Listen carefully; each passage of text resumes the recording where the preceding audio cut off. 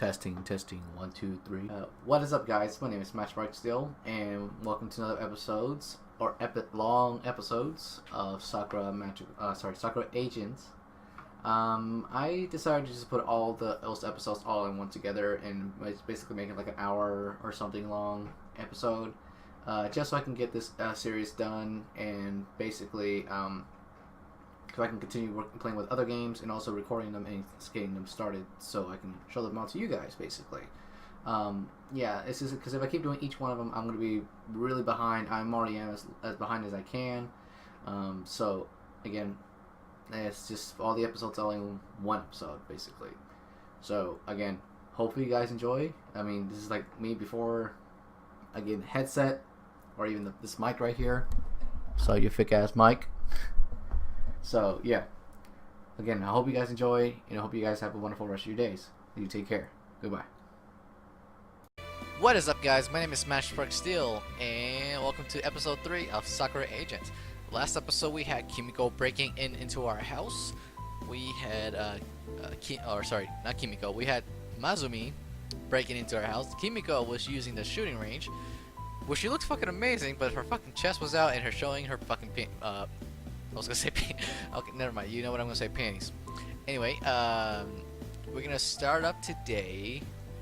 Or next episode. No shit. I don't know. Let's go and continue on with this story, shall we? I'm really enjoying this now.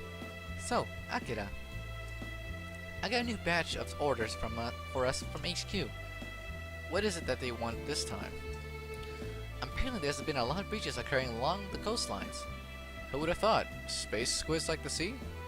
I wish you wouldn't call them space squids. They're entanglers. But that's what they are. Glorified squids from space. Well, you will just have to deal with it. A couple of agents are going to be assigned for lookout duty. Since activity around the coast has been spiking lately, they suspect that something big is about to go down. We still don't know where these breaches have even come from. But it's obvious that there's some sort of intelligence force behind it. After all, the Tangler invasion we dealt with the other day, it definitely showed that they were being controlled by something.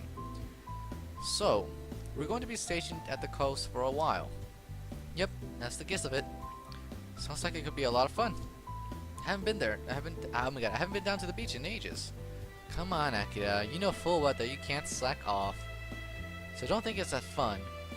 But her tone doesn't match what she's saying at all. I can just tell that you're looking forward to it too. It would be unprofessional of me to do something like that, anything like that. I'm guessing that Rookie will be coming with us too? Well, yes. She's assigned to you, so wherever you go, she's going to go be following. I can't help but notice a little bit of disappointment in her voice. Alright then. So how long will we be out there? A few days perhaps. We're just mobilizing to deal with whatever's going to happen. As we continue talking, I see someone walk out of one of the office rooms. Hey Akira, Kimiko. Mazumi waves to both of us. Before we go, we know about it. Well, before we know it, she comes bounding over. Thanks for the banana this morning, Akira. Banana? What is she talking about, Akira? Oh boy. I didn't want to mention this to her. He gave me this big, delicious banana. It was so big that I can barely fit it in my mouth. Oh my god, this girl's fucking erotic. But the flavor was unforgettable. Kimiko's face has a lot of bit of color. Why on earth must be wondering what's happening so inappropriate? Damn, this is gonna require some very careful word choices. Is this true, Akira? Yeah, she was just hungry. Somehow she got in our apartment and was raiding our fridge for snacks. I didn't want to wake you up, so I just went back to bed. Oh. Suli just gave her a banana. Yes. What did you think I did? Her face just blushes a bit. Oh my. Well, enough about that. Mazumi, we're going to be staying around the coast for a few days. But this big incursion goes down. I was getting some bad vibes from the coast. Bad vibes? What do you mean? It's hard to say how it works, but I just get this funny feeling. Like I know something bad is going to happen. All the people in my hometown had something similar. Whenever we started getting a feeling like that, its incursion was not so far away. That's a pretty useful skill to have. I don't like that feeling.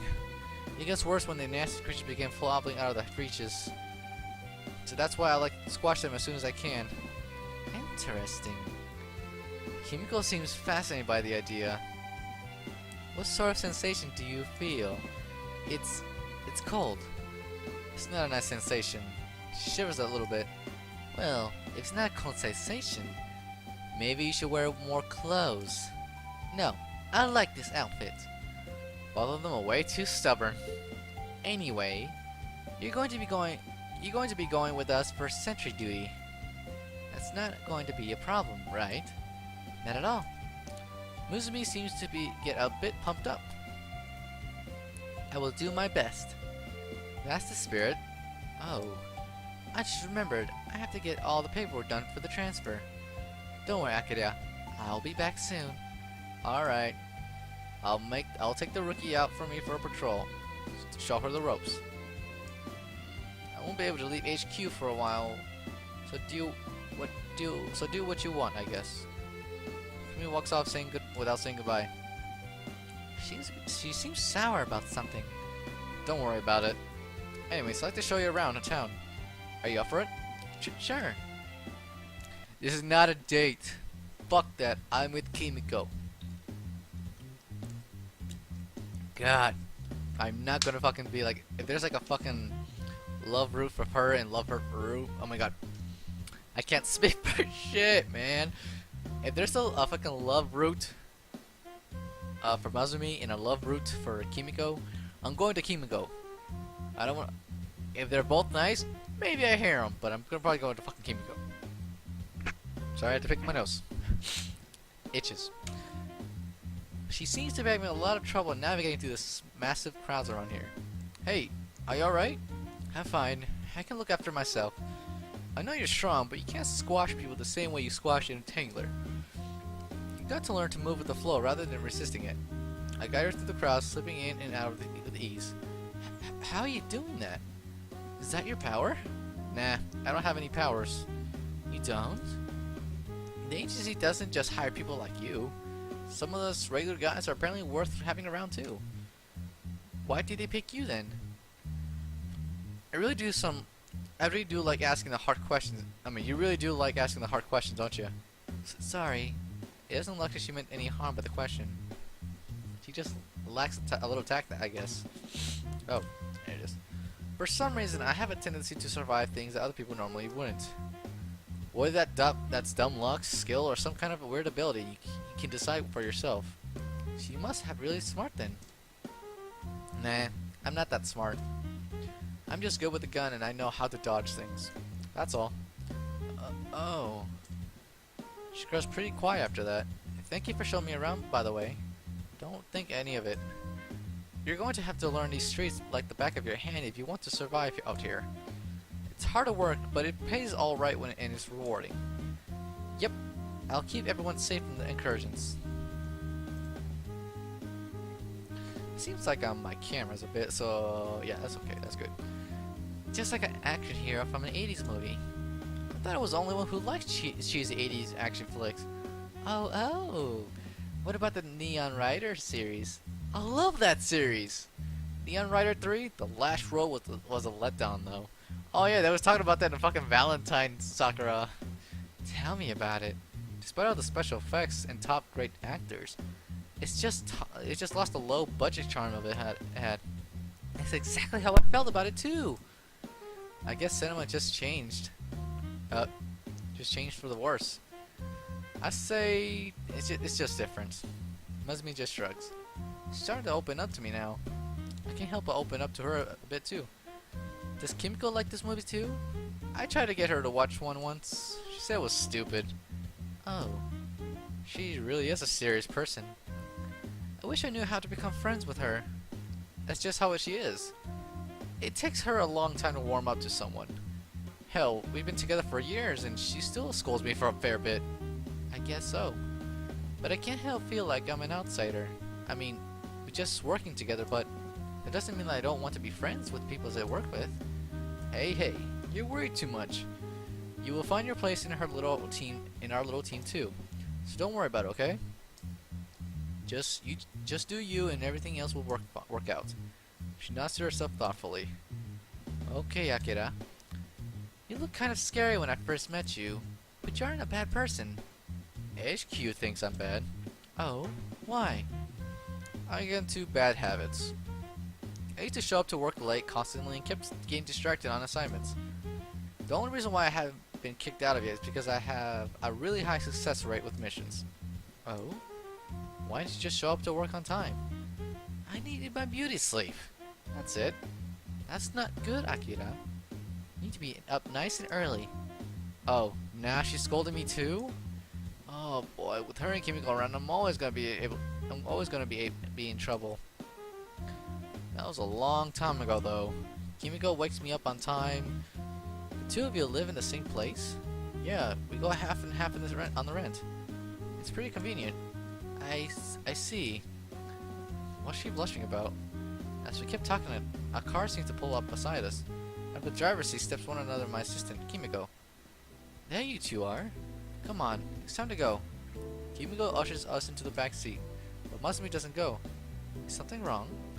I don't like cars. Just get in already. Kimiko begins pushing Masumi towards the open car. I don't want to. Masumi stands still and refuses to move. Ugh. I can see a gun starting to form in Kimiko's hand. I better do something before this escalates. Hey, Masumi! There's just a spider in your shoulder. Which shoulder?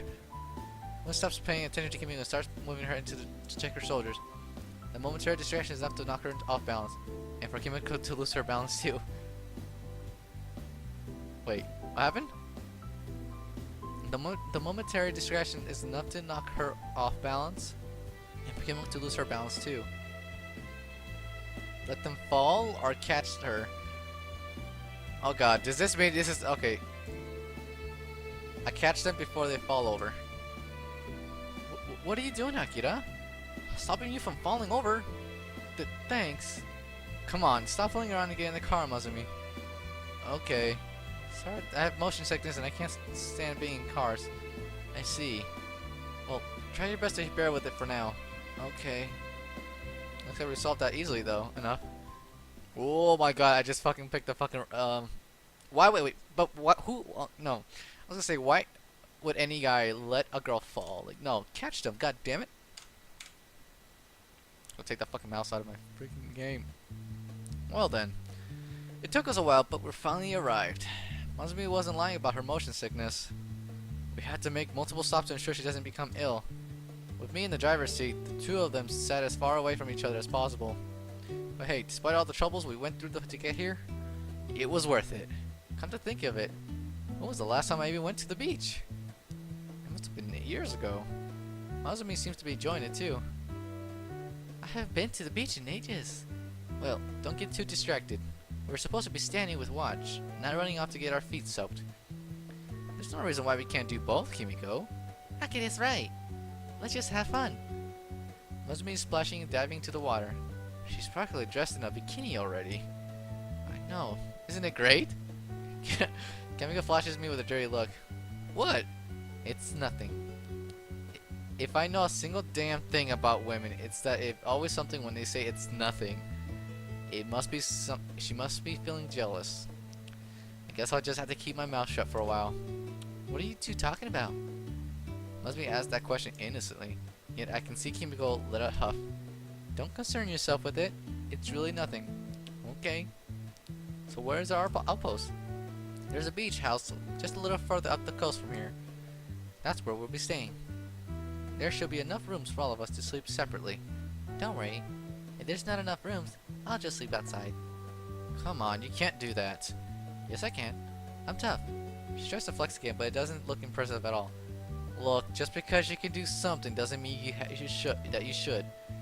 I know you're tough, but I think you should work in a lot better than you should work a lot better to have a good night's sleep.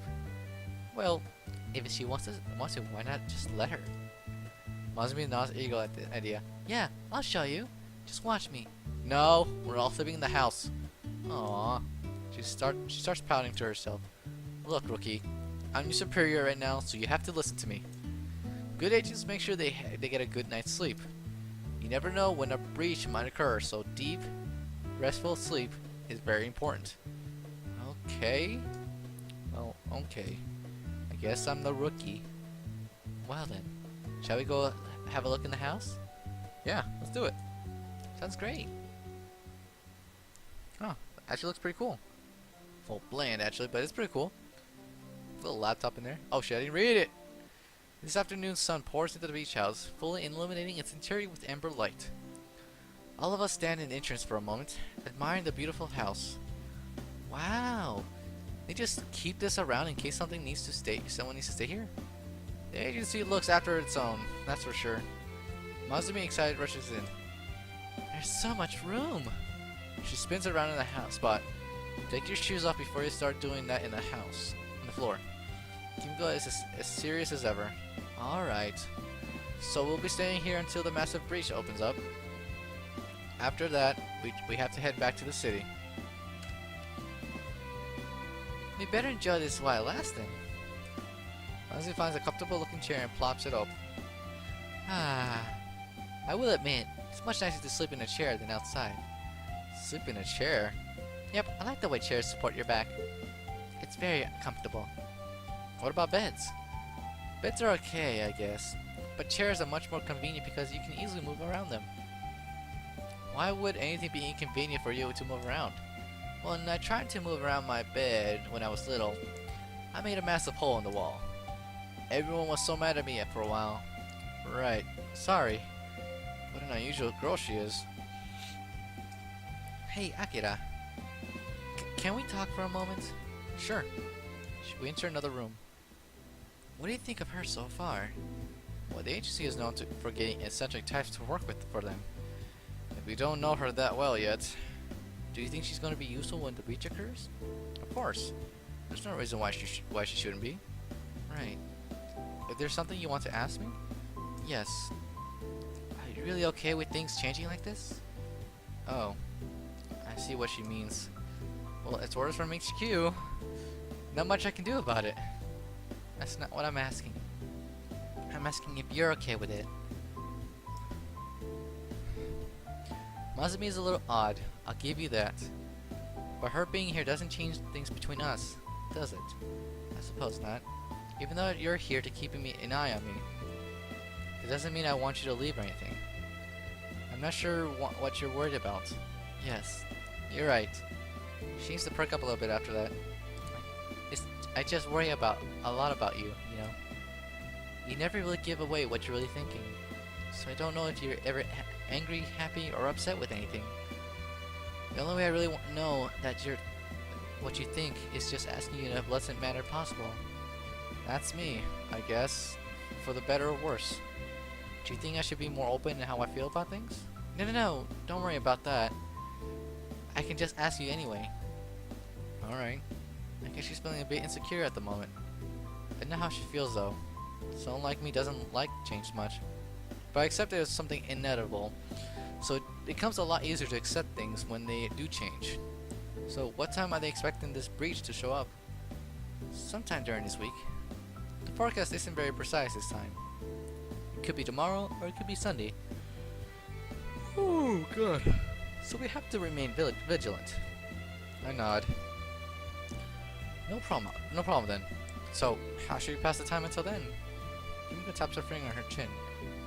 How about a game of cards? Do we have a deck? Nope, but I can make one. Sure enough, I see shape forming in Kimiko's hands. Damn, like, can you make a fucking dildo? What the fuck is wrong with me? Why would I say that? The look on her face becomes one of the stern concentration. She seems to be forming every card in the deck one by one. The amount of concentration it would take to do that. It always amazes me to see someone with unusual powers like her. It's not just the effects they have, but the sheer potential of those powers to become even stronger. These people might as well be gods walking among us as mere mortals. Finally, the cards fully materialized in Kimiko's hands. There, it's done. Want to play 500? It's been a while since we played that. After some games, Kimiko is already tired. It certainly has been a tiring day. Yeah. Thank you for playing some cards with me. Oh god. It's just like old times. Sure was. When was the last time we played together? Probably at that boring Christmas party 2 years ago. Oh, God, why did I have to remember that? I have to think that boredom could kill you, but I came close to it that night. If Kimiko hadn't brought that deck of cards with her, that would have been the longest night of my entire life. Well, it already was the longest night of my life, but at least it wasn't as long as it could have been. What Kimiko conjured up tonight was nothing short of impressive. The cards seemed to have the same consistency as real cards. They bent the same way and they had the same weight. Your cards felt just like the real thing. If it weren't for the distinct golden contour that Kimiko gives her constructs, I would be only able to feel any difference. I wouldn't able to feel any difference. Even the texture and smell of the cards feel like the actual thing. I am very proud of my handiwork. With more and more practice, I'm learning how to refine what I make. Imagine what I will be able to do with a few more years of practice. It will be amazing to see. She yawns more.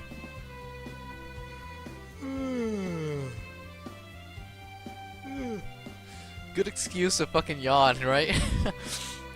I'm going to get some sleep. She walks over to me, gives me a hug. That's for having some games with me, Akira. It's no problem. Oh.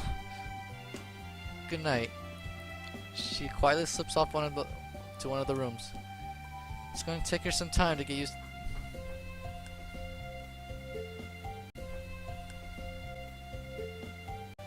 Alright, so sorry guys, I'm back. I had a little interruption. So let's go back to the story, shall we? It's going to take her time to get used to Masumi being around. There's no doubt about that. Mixing up personal relationships with work relationships can surely be tricky. Well, I'm managing somehow. All this nonsense will blow over eventually. Come to think of it, what's Masumi been up to this entire time? Has she been lazing around in that chair? I think I better go check on her. Getting up from my chair, I begin to search around the house. Hey, Masumi, where have you disappeared to? I ended up wandering to one of the bedrooms. Wow, that's a lot of tattoos. And those huge knockers, yep. Wow. And she's wearing nothing. And I can see that she becomes some sort of teal markings with all over her body, including her lower half. Interesting. Hey Akira. She's gathered all the pillows with soft things in the room and piled them all into one place. Happily, she leans back against it, almost seeming like she's going to sink into it and disappear forever. You're right. It's so much nicer to sleep inside. Why did you want to sleep outside so badly then? To show you how tough I am, of course. Her plump thighs look delightful from this angle. I swear, she's a dangerous woman. She must be completely lacking self-awareness if she's so innocent yet dressed so brazenly. I don't really see what you could prove, though. You're supernaturally strong, and I doubt that anything could hurt you. So sleeping on a rock probably isn't a hard feat for you. Aw, but it's no fun when you concede it right away. Concede? I don't know if it's a contest. I didn't even know it was a contest. But it was. Well, I didn't think it was. She pouts at me. Fine, it wasn't then. What's with the real tattoo? Teal tattoo, by the way. It's body paint. It's a hobby of mine. I practice it to help control my strength. If I can finish this pattern without breaking the brush, then it means I'm doing good. Right. I'll look around the room. Judging by the state of the room, you're settled in just fine. Yep. This house is the best. Never got to stay anywhere as nice as this when we went to the beach. Did you have to drive there? No, I ran there. Right, because of the motion sickness. What a strange weakness to have. That's right. It's faster anyway. I doubt it is. When did you get this power anyway? I always had it. Right. I sometimes wonder where those weird powers come from anywhere. But considering that space squids can appear out of the holes which come out of the nowhere to attack people, I realize that anything could be possible in this ridiculous world. Well, if everything's fine, I'll leave you to it. Okay. She happily leans back and nearly disappears into the soft pillows underneath her. Good night, Akira. You can count on me when that incursion appears. I will count on you then. Good night, Muzumi. Still don't know what to think of all of this girl. She acts as if her strength is the most natural thing in the world. It'll be interesting to see how much she will flourish around the agency training her. She might be one with their greatest agents one day. What is up, guys? My name is Steel, and welcome to an episode of Sakura Agents. Last episode, we went to the beach, but we're not gonna be there for fun and games. We're there for fucking patrolling, or I guess waiting for the incarnation. I think it's called incursion. There you go, incursion. And since Kimiko went to go to sleep, we went to go check up on Muzumi, and she was painting herself. A body paint, actually. And she looked really good. That's the only thing I can say. It looks pretty good. So let's go and continue, shall we? Despite everything, I slept amazingly well last night. Sometimes it's really nice to put your head down somewhere else. Waking up to the sound of seagulls and the waves washing over the shore is really relaxing too. I wonder how everyone else is in the house doing. Kimiko's the first one to greet me. You slept in again, Akira. What if the incursion happened during that night? But it didn't, right? I swear, are you ever going to start taking this job seriously? I sleep in because I take this job seriously. How am I supposed to take down the space squids if I'm not well rested? That isn't any good if you're not even gonna wake when you get to where the entanglers are. Space squids. Entangler is the agency theme term for those creatures. And just shrugs. Whatever then. Space squids, entanglers. Either way, they're disgusting. I will not argue with you about that. Nasty little creatures they are. As we continue to talk, someone else stumbles up out of the room. Good morning. Nozumi's eyes are still very sleepy. She must have slow start during the day. What's for breakfast? That's up to you. Eh? I have to make my own breakfast? You don't make your own breakfast? Yunaka can prepare his own meals. Hey, I'm not that incompetent. Just give me a wry smile. Lizzie seems stunned. Maybe I can run home and get Mother to prepare me some breakfast. You still with your parents? At your age? Eve? Muzumi looks really uncomfortable. I just thought it was silly to pay for rent. I'm saving up money for my own house, so it's okay to be still staying with them. Kimiko just seems bemused. Oh, so you have someone who has been unemployed and staying with their parents. It's not like that. I was employed before I came to the agency. Where are you? Well, the town gave me lots of food and stuff for fighting off the incursions that appeared in town. But isn't really what you call it being employed. Well, I won't judge you for it. Oh, you must certainly are judging her, Kimiko. I moved out as soon as I completed high school and paid my own way through university. University? Muzumi looks shocked. Yep, that's right. Kimiko looks very smug right now. Maybe we should take her down a peg. And Kimiko has never had a boyfriend. Akira? She hasn't? Nope, she has been so busy working her whole life that she never actually went out and made friends with guys. Oh, it's okay, Kimiko. I have no guy friends either. Muzumi pats her on the back, very lightly, at least on her standards. Don't look at me like I'm some sort of comrade. But we are. Comrades having no boyfriends. Kimiko looks like she's gonna pull off her own hair. Tail is completely turned on her. I'll show you. I will find a boyfriend soon and we'll never be comrades and having no boyfriends. Good luck. I'm sure you will do your best. I will. Kimiko huffs into herself. Alright. We can't really afford to slack off like this. Our top priority should be trying to keep an eye on the coastline.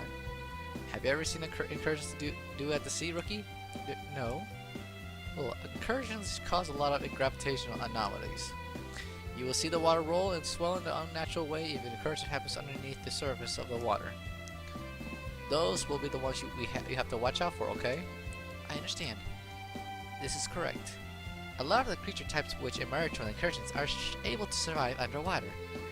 In particular, and ticklers are thought to make the seas their home. Fortunately, agents have undersea initiatives to deal with these creatures, so I have to wait until they get on land to squash them. I'm not sure how effective Mazumi will be with the underwater combat. Considering her enormous strength, she could probably create riptides strong enough to tear those creatures apart. Mind you, that will probably just be as hazardous as any team member sharing the same space. Yeah, for now, you have to stay on land. Boo. She pouts to herself. I want to squash them as soon as they pop out of their holes. Don't worry about that. My weaponry is capable of operating underwater, so leave the underwater wants to meet. Boo. It's not fair that Kimiko gets the one to kill them. It doesn't matter who kills them as long as they're dead. So don't worry about it, rookie. Fine. I guess this is okay. She still doesn't look very happy though. Anyway, there should be some minor incursions until the large-scale event. We should be prepared for when that happens. Mazumi, I want to know before we deal with the big incursions. Yeah? Does your power have any limitations that you know of? Is there some way you disable it? Does it need something to activate it? No, it's just always there. Good. We need to know how each other's limitations as if we want to work effectively as a team. That is right. Akari covers me until I have enough time to conjure the right weapon for the job. I see. Mazumi nods. I'll do my best to work with both of you. That's the spirit, rookie. Now then, while we're at the beach, why don't we go have a swim? Swimming? Yes! Mazumi bolts out of the room. I'm going to get changed right away. Kimiko just sighs. She would just have to take off those jeans and she would be right to go. Aren't you going to get changed too, Kimiko? In time. I bet you picked a really cute swimsuit. One that really shows up your bust. Akira, stop that.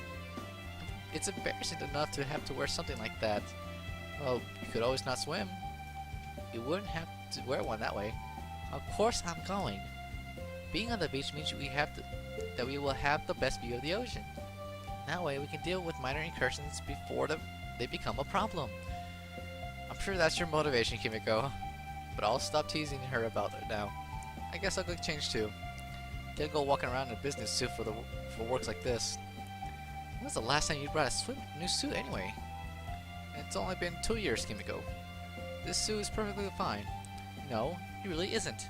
Next time we're getting the shopping district and we need to find you some new threads. But I hate clothes shopping.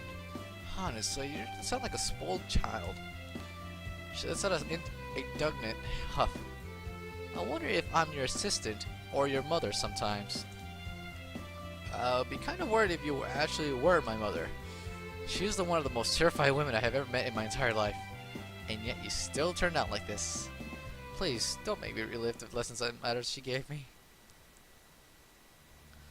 After some delay, we finally head up to the beach. Oh my god, I'm gonna be so excited for Kimiko's. Kimiko's is gonna be like the best. Wonder how if it's gonna be like the same red swimsuit for Mizumi, or whatever her name is. It's kind of weird that I'm not wearing in its suit for the change, but it's nice, I guess. The scent between my toes feels like a nice warm massage. Mazumi seems delighted too. Actually, she looks fucking great in that swimsuit. Holy shit! Just take the smell of the sea. She takes a deep breath through her nose. I don't get it. Like, this is considered like swimsuits, but then when we put on like a underwear and fucking panties, I suppose that's too much. I don't get it. It's so salty. Her bikini is every bit as small as I imagined it to be. Mazumi seems to have no concept of shame at all. Not that I'm complaining, mind you. Watching her run play is very nice. Despite how strong she is, there's no visible muscle definition at all. She must be soft all over. Oh my god. I like Kimiko's better. Oh my god. She's fucking adorable. Yes, she is. The flower. Oh my god. It is rather nice, yes. Kimiko's bikini is hardly modest either. Maybe she feels like she has to compete with Mazumi the Shameless too. Mazumi is practically rolling around in the ocean water. She's loving every second of it. Kimiko, on the other hand, is concerning herself with other things. We need an umbrella. My skin will burn if I stay too long in the sun. Oh, good point. I should put on some sunscreen. Would you even need sunscreen though? You obviously have superhuman resilience too. I don't want to get too tanned. It would make me look like chocolate. Chocolate? Isn't that a bit extreme? No, it really happens. My skin turns to chocolate color. I'm tempted to see what that actually looks like, but Kimiko flashed me a dirty look. Now what are you imagining, Akira? I swear I wasn't imagining anything. Kimiko sighs heavily. Either way, we need some shade. She begins to activate her ability. Soon enough, an umbrella forms and she takes it into the sand. There we go. There should be plenty of shade. Your ability is so cool, Kimiko. Wish I could make whatever I want with it. It takes a lot of practice to do this, and I have to concentrate in order to sustain it. What you're seeing is the end product of my training, but not all the work that went into it. But thank you. Yeah. Still, I want to be able to make things like that too. What would you make? A beach ball? Or an inflatable tube that can rest easily on the waves? Kimiko shakes her head. That seems like something rather trivial to use on it. Not at all. I'm going to enjoy the water. Kimiko heads off to the surface. Okay, have fun. I need to use some sunscreen now. Mazumi begins to settle under the umbrella. To my surprise, she begins removing her bikini. She reaches over to the sunscreen Komodo left there. Boy. I think she's trying way too hard, dude. Oh my god. Alright. Well, I like the sunscreen. I like the sunscreen. That face she gives me. Oh my god, alright. Why is that sunscreen all the way in her panties right here? And here, and here, and here. Oh my god. She's trying way too hard, that's what I'm saying. She squishes the bottle out too hard, squirting all over herself. Oops, it sprayed everywhere. She doesn't even bother by that at all. Why did you remove your bikini? I need to sunscreen under it too. With some effort, she begins rubbing it on her pale skin. Wait, Mazumi, she stops mid-rubbing. Do you want me to rub on it? It looks like you're having a bit trouble controlling your strength. Oh, thank you, Akira. Oh my god, Akira. She happily hands the bottle over to me. Cover my hands with just enough sunscreen. Do my chest first. Sure, no problem. I begin to rub it in the sunscreen gently. Mazumi seems completely oblivious to how inappropriate this looks. That tickles. She giggles a bit as my finger slips across her skin. Should I use more pressure? It's okay. She really is as soft as I imagine her to be. Her body feels amazing to my hands. You have a good technique, Akira. You're rubbing it just right. The sun won't be able to get to me now. Yeah, we need to make sure that doesn't turn you into chocolate. Mind you, I would like to see that. But this is good enough for now. Do my back too. She rolls over, showing her back to me. Her bare curves look especially jiggly and soft. I can't help but tempted to make one of my fingers slip a little bit, but I best not do anything to upset her. After all, we're only co-workers. For now, at least. This feels pretty nice. My back gets a bit stiff sometimes. It does? Just sometimes. But your hands are like magic. I'm not really doing anything special. Well, what I'm really doing is just taking my time to have a good feel. But she doesn't need to know that. Could you go a little lower? Lower, you say? Look down. We need to sunscreen that part too. We don't want to get burnt, do we? Not at all. Not at all. Oh boy. I'm gonna have to be really careful here. If Kimiko comes back and sees me handling her like that, she would probably blow a fuse. I'm half decent at dodging it, but if she pulled out a railgun, get out. What are you doing? She's living over here. I'm just putting on sunscreen. Get out of the way. I'll do it for you. Thank you. This was really being awkward, dude. Fucking Mazumi. God damn it. On duty. Okay. Can we please have something with Kimiko? I think we've been having more with freaking Mazumi. This afternoon after that passes quietly and with no fanfare. Despite watching the fodder the entire time, not a single incursion appears. It's eerily calm. There has to be a reason behind all of it. Yet I cannot understand why these incursions even happen in the first place. Most info on them is kept under lock and key. Aww. Monster seems to be pouting. I wanted to squash some squid spids. Oh, don't you start calling them space squids too. They're entanglers. That is their official name. I reckon Mazumi has the right idea. Space squids are the perfect name for it. I swear you're a bad influence on her already. We're going to have to do something to fix this. Oh, but I'm not broken.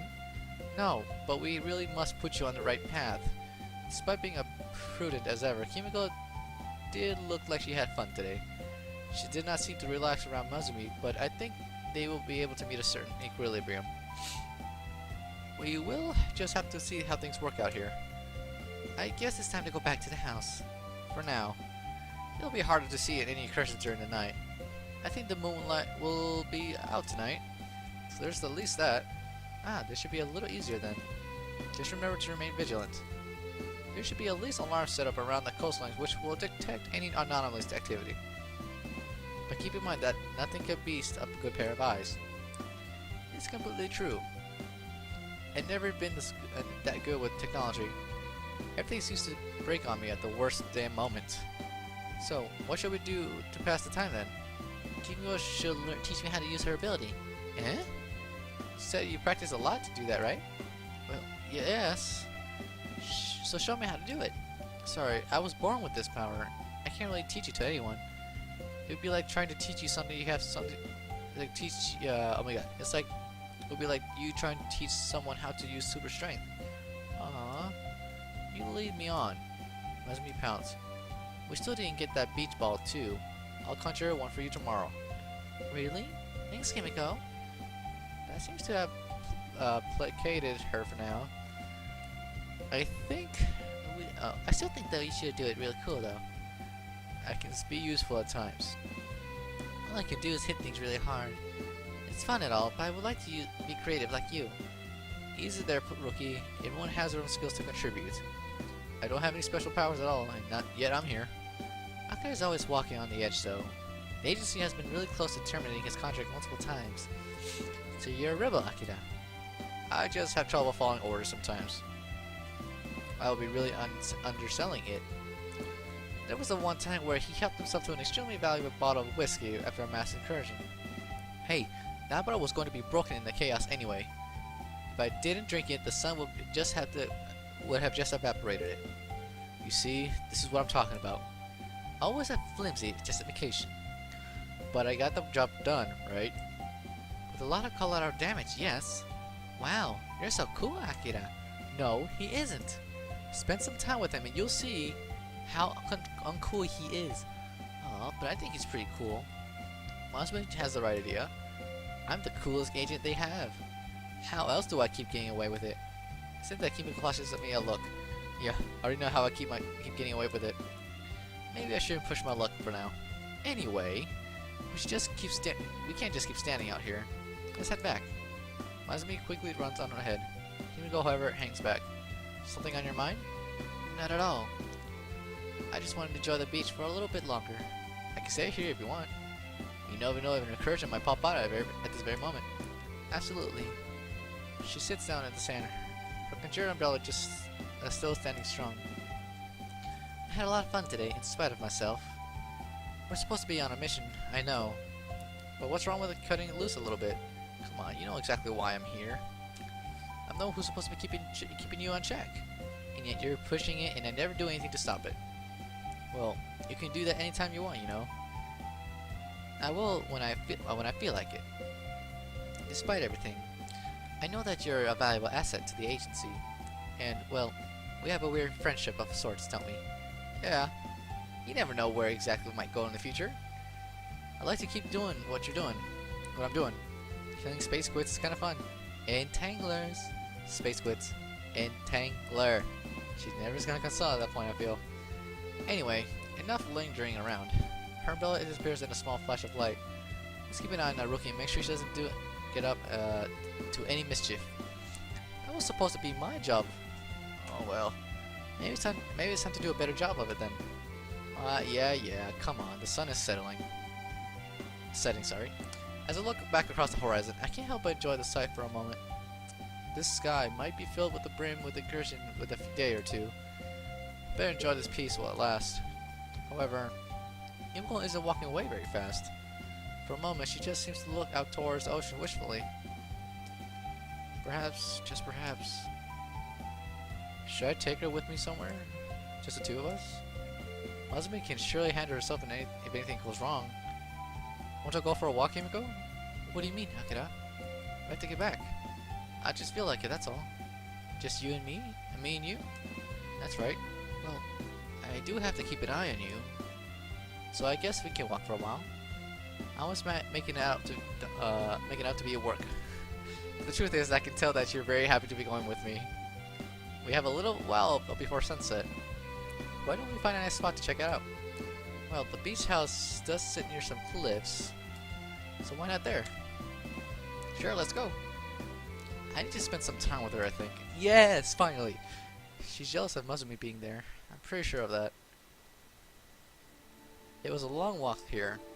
Kimiko seems a little tired, but I'm glad we're here now. Kimiko, what is it, Akira? I just wanted to let you know that I really enjoyed working with you. You're being sentimental. Did something happen to you? You aren't denying it or something, are you? Or you aren't dying of something, are you? No, nothing like that. I just felt like it needed to be said, that's all. You're scaring me, you know. I swear, you're hard one to figure out, Akira. Tell me about it. I don't get me at all either. How's anyone else supposed to? To say the least.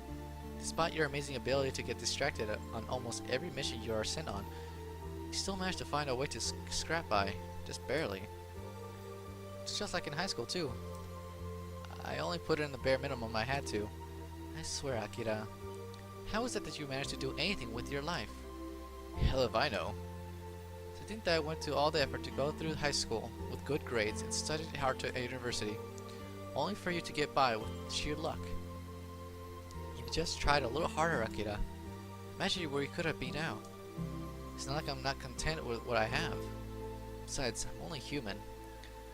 Look at what you can do.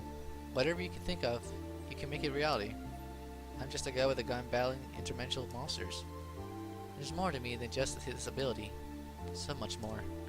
I wasn't implying that your ability is all that is to you, Kimiko. And you're you. And nothing will change that. I don't think that's so true. We change all the time, even if you don't notice it. She has a point. It's quite different to the first time we actually met first. Sorry, we're supposed to be enjoying this, aren't we? Talk about whatever you want. It doesn't bother me. Well, Shows it begins to set on the rock. Oh my god! Yes! She looks fucking amazing! God damn! And the fucking is that ankle bracelet? Oh my god. Ankle pearl bracelet. Her golden eyes remain on me the entire time. Akira, I honestly don't know how I feel about you. You're so confusing, and yet, she trails off. When I met you, you were a bother. But somehow, after spending so much time together, don't you think there's something between us? Despite myself, my mouth goes a bit dry after she says that. Where do we go from here, Akira? With Mazumi around, I realize that it isn't always going to be us for the rest of our days. Could be moved somewhere else, around the world. Maybe I could too. This assignment isn't going to last forever. Maybe it will be Mazumi who will be reporting on you eventually. That's just inevitable, isn't it? Of course things will change eventually. We just have to make the most of the time we have. But just how much time do we have left together, Akira? We have plenty of time, I'm sure of it. She goes quiet again, her eyes not leaving mine. Akira, how would you feel if I was assigned somewhere else? I miss you.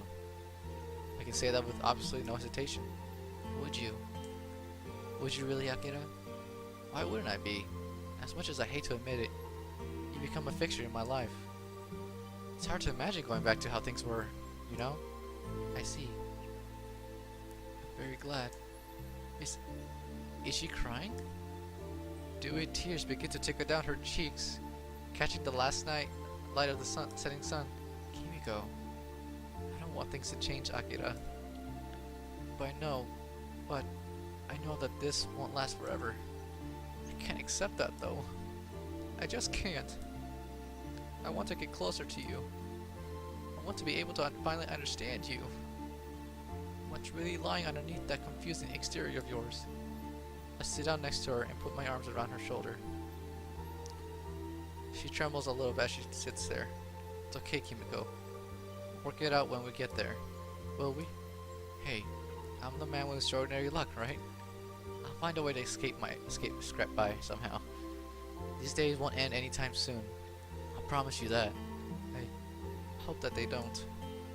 She closes her eyes for a moment. Why am I crying, Akira? I don't understand. Why am I acting like this? Why? Just why? She just lies there in my arms, quietly sobbing. I'm not going anywhere, Kimiko. I promise you that I'm not going anywhere.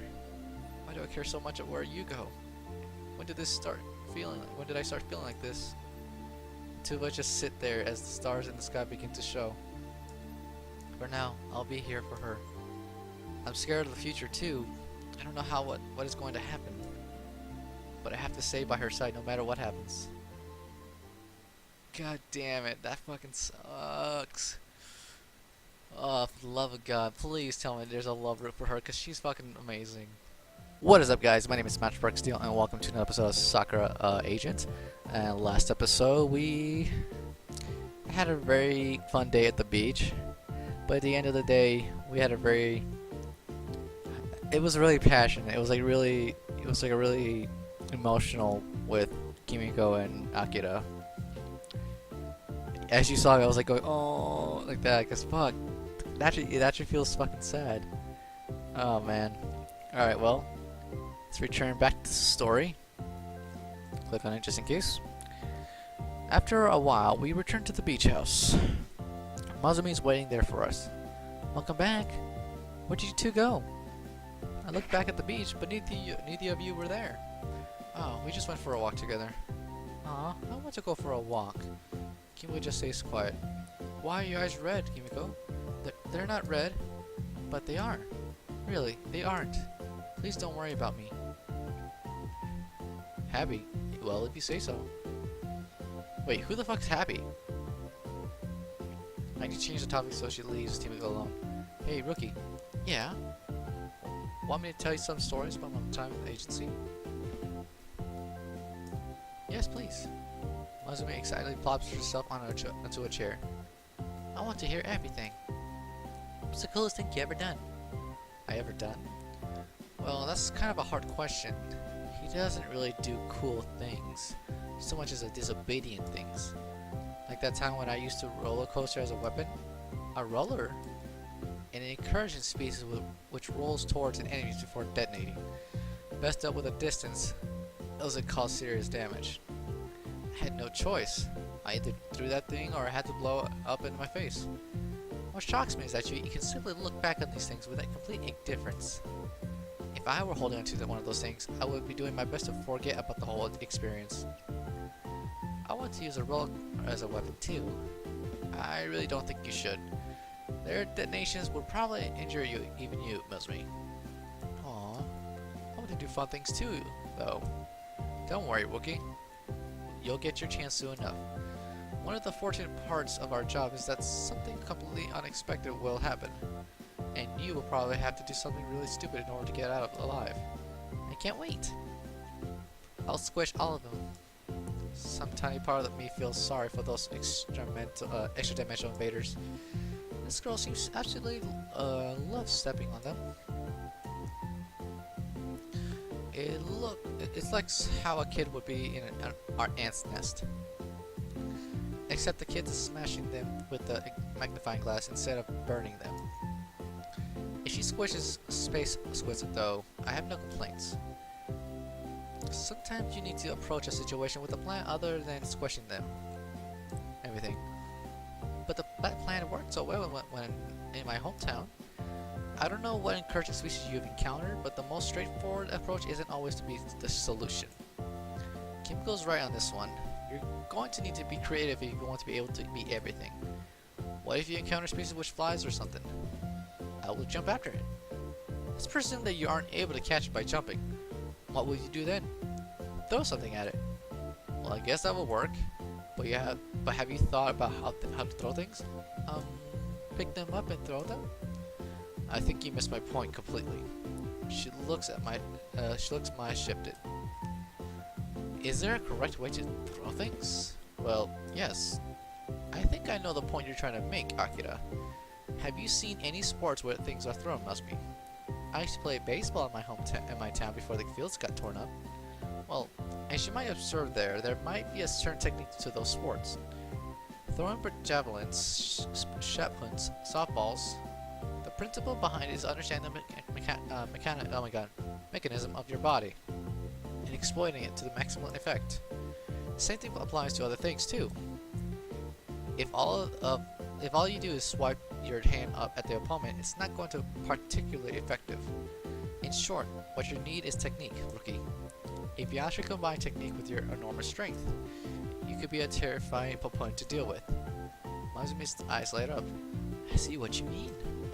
If I might add to that, when I conjure my objects, I also have to consider how to form the object I want. If for a gun, I have to mention how a gun actually works.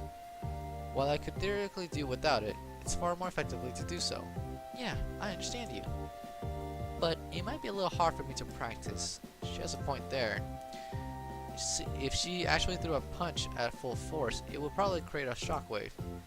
I don't know the upper limits of her strength. Let's not worry about it now.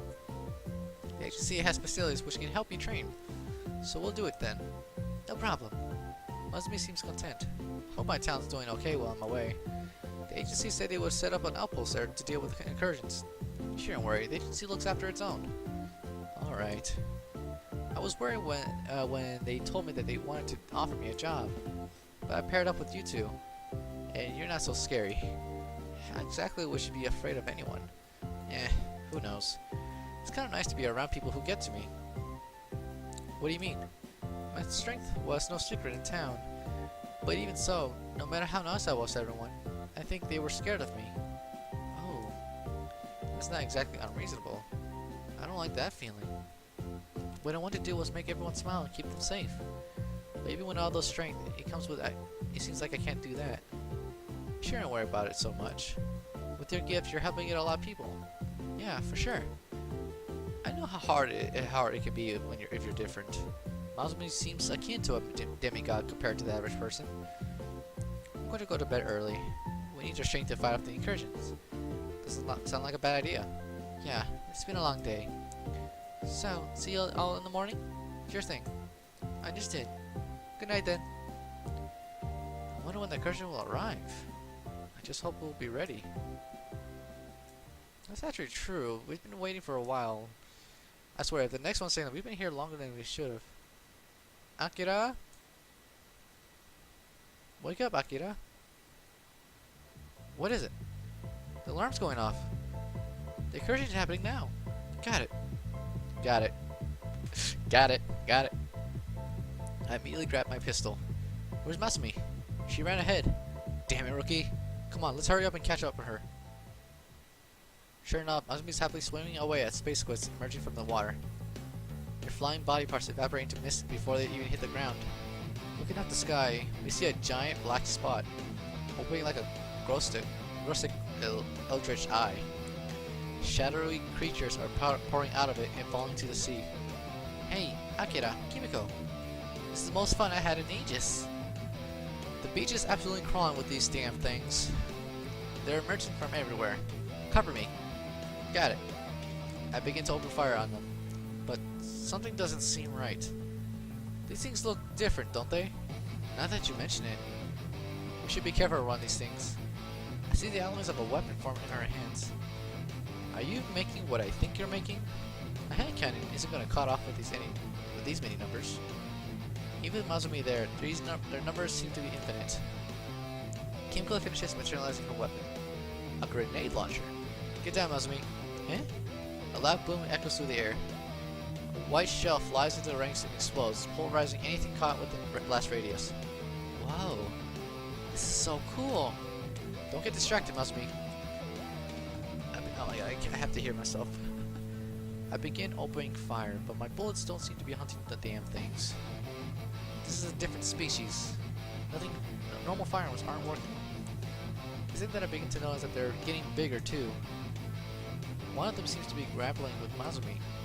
This one's tough. She tries to tear its tentacles off, but they are too slippery for her to get a proper grip. What? I can't grab it. She tries to wrap her arms around one tentacle, only for it to slip out completely. All while the other ones are entangling her. Let go! She slams her fist onto the ground, creating a shockwave. It's enough to make the space squid let go of her. Another shell lands in the center of its mass, making it detonate into a spray of black mist. Are you alright, Mazumi? Yeah, I'm fine. She looks a little shaken though. All of those things are lumbering towards her seed, bringing dipping from their unsightly masses. Got another weapon you can spare, Kimiko? Give me a minute. I really don't have a minute. Nazumi's still striking back, but I can plainly see that her confidence has been shaken. Bringing one fist down, she attempts to squash one of the tanglers. The creature actually separates into two pieces, and only one of them faces the wrath of her fist. What? I've never seen her do something like that before. The other half leaps on her, trying to entangle her. The slippery surface makes it all harder for her to grip and pull it off. Get off! Get off me! Instead, Kimiko throws me another weapon. I open fire, blasting the creature off her. Nazumi stumbles backwards, losing her balance. Don't give up. The fight is far from over. Right. She gets up. It's going to take ages to clean up this breach. I better just get my grate and bear with it. After about an hour, the breach closes. All of us are completely exhausted. It's over, I think. I haven't felt this tired in so long. The two of them look completely exhausted. Let's head back to the house. Seems like it's over for now. We need to rest and get our strength back. Gladly. Yeah, I really need to. It would really been so much nicer if I could just spend a quiet day on the beach with two girls, but I guess we can't always have what we want. The three of us begin to assemble back to the house, but I stop in my tracks. I see some weird anomaly right next to me. Looking into it, I can see a picture looking to something else. Or somewhere else, I see, maybe. Akane? What's wrong? Two, go ahead. I need to inspect something. Are you sure? Yeah, I'm sure. Just go ahead without me. I'd rather not make them worry about it for now. This anomaly looks like I can reach into it. It's like an incursion, but I can see what's on the other side. Well, here goes nothing. Putting my head inside, look around to see what's on the other side. Bro! Are you serious? Oh my god! There goes our Sakura Beach! Oh my god! What? Oh my god! That's the only thing I gotta say. Oh my god, it's Sam! Two girls? What are two girls on the other side of this breach? I guess it is. Who knows what this is? But they're pretty cute, whoever they are. I'm looking like, look at these swimsuits they're wearing. They're well endowed too in all the right places. All we can do for a moment is stare at each other. Senji? What on earth is this Senji? What am I seeing? Who the hell is Senji? You aren't Senji? But he looks so much like him. What the hell is that supposed to mean? My name is Akira, and I don't know where anyone named called Senji. You don't speak anything like him either. You're far too confident. But Senji's a lot better than he was, right? Yeah, he's even been confident enough to sleep with us. He's made a lot of progress. Look, I don't know who Senji guy is, but I'm just gonna cut to the chase. I'm a guy who deals with unusual things for a living. What is it that you can see from your end? It looks like you're poking your head out of the thin air. Yeah, it looks kind of silly. Look, it's been a long day for me, so please just work with me here. Do I look disordered, or am I perfectly clear to you? It seems to be a clear-cut breach into a different time, reality, or place. Pretty clear. Yeah. You look like Senji, but you definitely aren't a fool like he is at the times. Am I supposed to take that as a compliment or something? Well, he's really awkward, shy, and bit of a blockhead. Alright, I don't need your life story. Thanks for cooperating with me. Okay, Akira. I'm gonna pull my head out now. Make sure you stay on your side, okay? There's no way I can assure you that oh my god, I can't assure you that this breach is going to stay open. Okay. Thanks, girls. Have a good day now. No problem. Not Senji. Don't call me that. He's definitely not Senji. Definitely not. Oh my god. I'm fucking happy, dude. That's fucking cool. Oh my god, hang on, I gotta read that. A few seconds after I pull my head out, the breach seems to distort it a little bit. It expands and contracts a few more times. Those two are still looking at me from the other side. Hey, what are you two looking at? It seemed that the breach closes completely, any trace of it vanishing to the thin air. Did I really just see all that? And this Senji guy, they said that he looks just like me. What the hell is that supposed to mean? Presuming that I was looking to some sort of alternate reality or something, then what does that mean? If that was real, then that's really troubling. I need to talk to Mazumi and Kimiko about it when I get back. After that, I need to completely forget about that Senji guy. There's no way that in hell that I want to be anything like that they described. What the hell would those two girls be all over him if he's like that? So little of what I saw makes sense. I need to think of things through. The last things I need to have is an existential crisis right now. Oh my god, that's fucking cool. You're saying that you saw a breach open, yet no cursing species emerged from it? Yeah, it was perfectly clear too. That thick black fog you see in normal excursions wasn't there. And there were two girls on the other side? Yeah, they called me Seiji or something. Because you're supposed to look exactly like someone they knew. Yeah.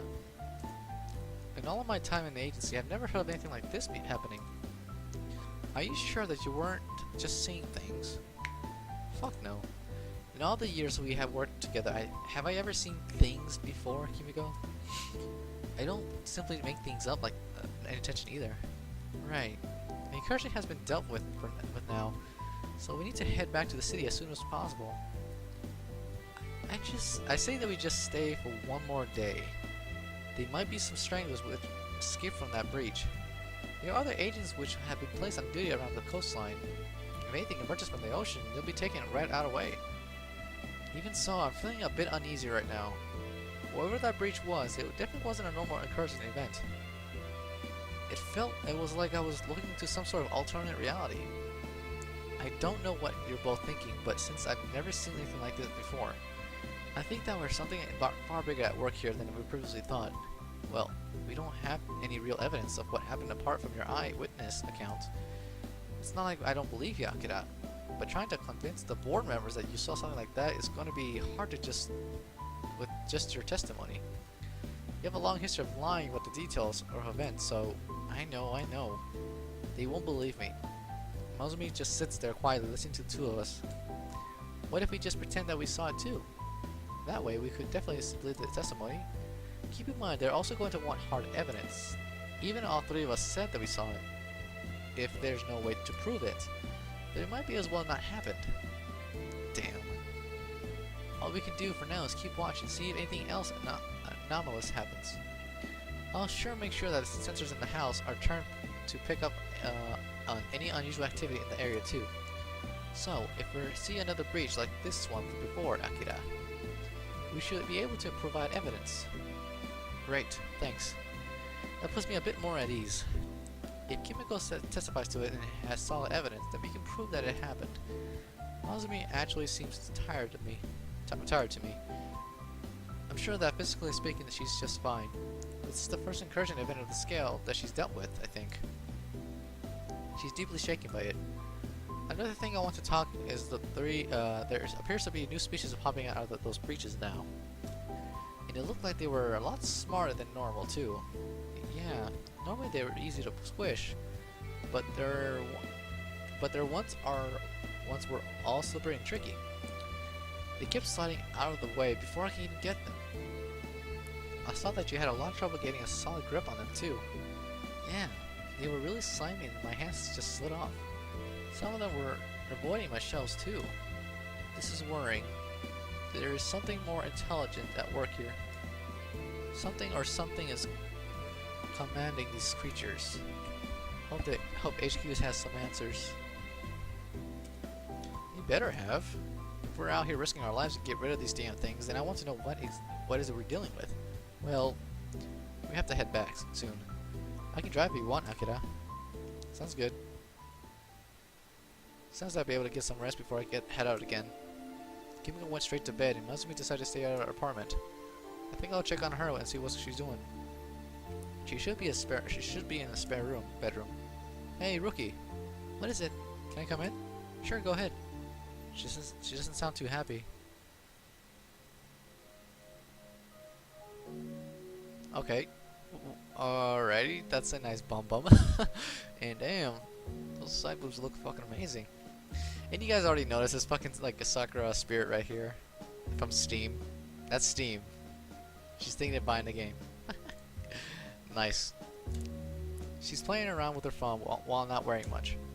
For a moment, I can't help but have a nice long look at the heart-shaped peak of her lower half.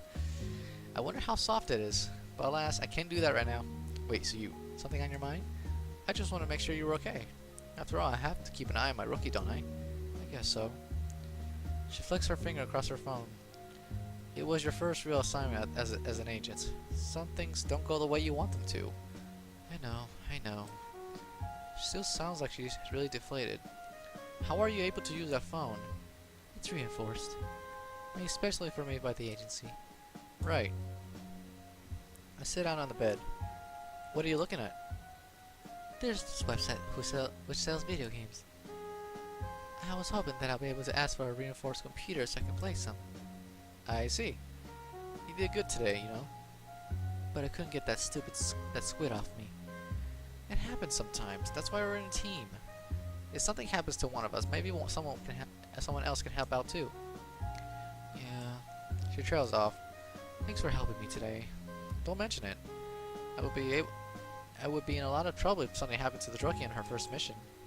And I want you to stay around, you know. She molds her agreement. I know that I have a long way to go. Hopefully everyone at home is doing fine. I'm sure they would be.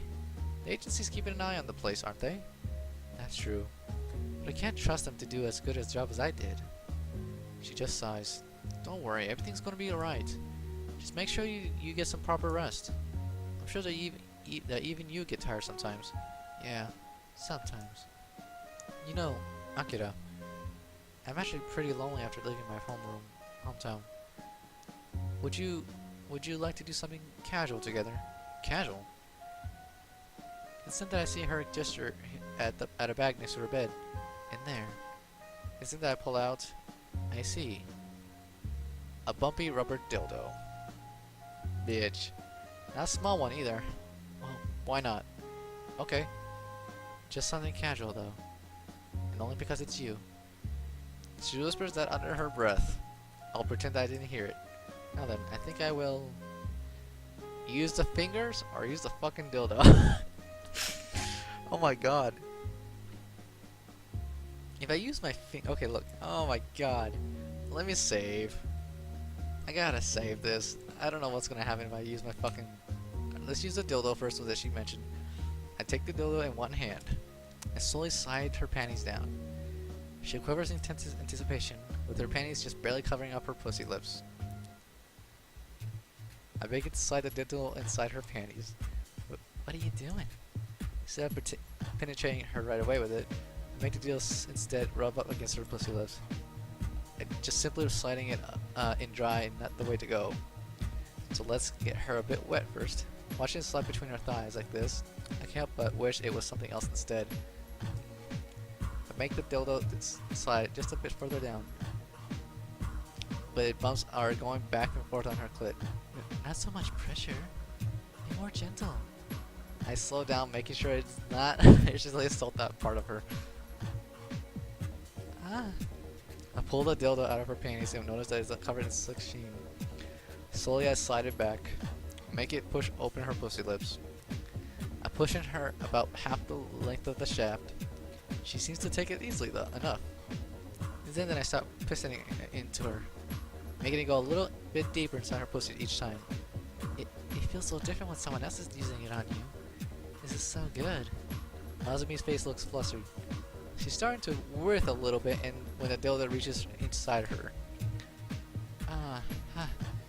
she lets out a sudden moan. Oh, her panties are soaked by her own love juices. I can probably see the dildo sliding in and out of them. Unable to help myself, I can't help but reach into my own pants. Matsumi seems to hear the sound of my zipper being undone. What are you doing, Akira? This guy has to enjoy himself too, you know. With my dick in one hand, I begin to rub myself off. Oh my god. I take the head of my shaft and rub it against Mazumi's butt. Wait, you're gonna... It's touching me. I continue to rub my dick against her soft butt while the dildo continues to slide against her. And this feels a lot better than I expected it to. Beads of pre-cum begin to drip out of the tip of my shaft. They drip into Mayumi's skin, and I rub it against my swollen shaft. It's no good.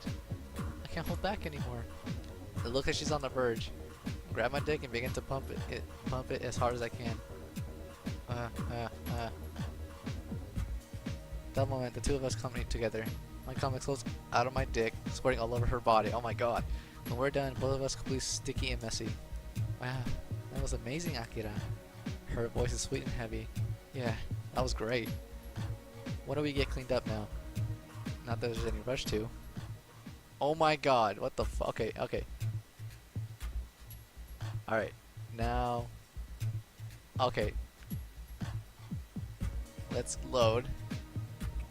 I can't load?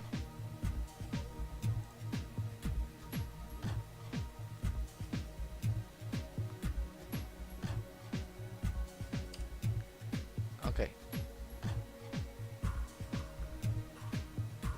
Where? I can't do anything in this, can I?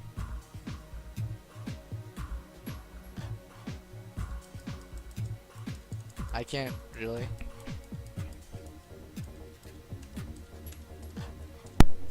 I'm gonna have to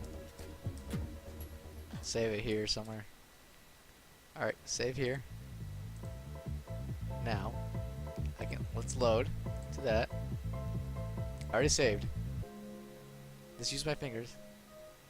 Let's see. Nah, I want to use this. I don't want to use this dildo. I'll put it aside. Akira? Said that she knows me pulling her pants down. What are you doing? My fingers begin to rub against her pussy lips. Oh, I see. She smiles. It feels so much nicer when someone else is rubbing me off.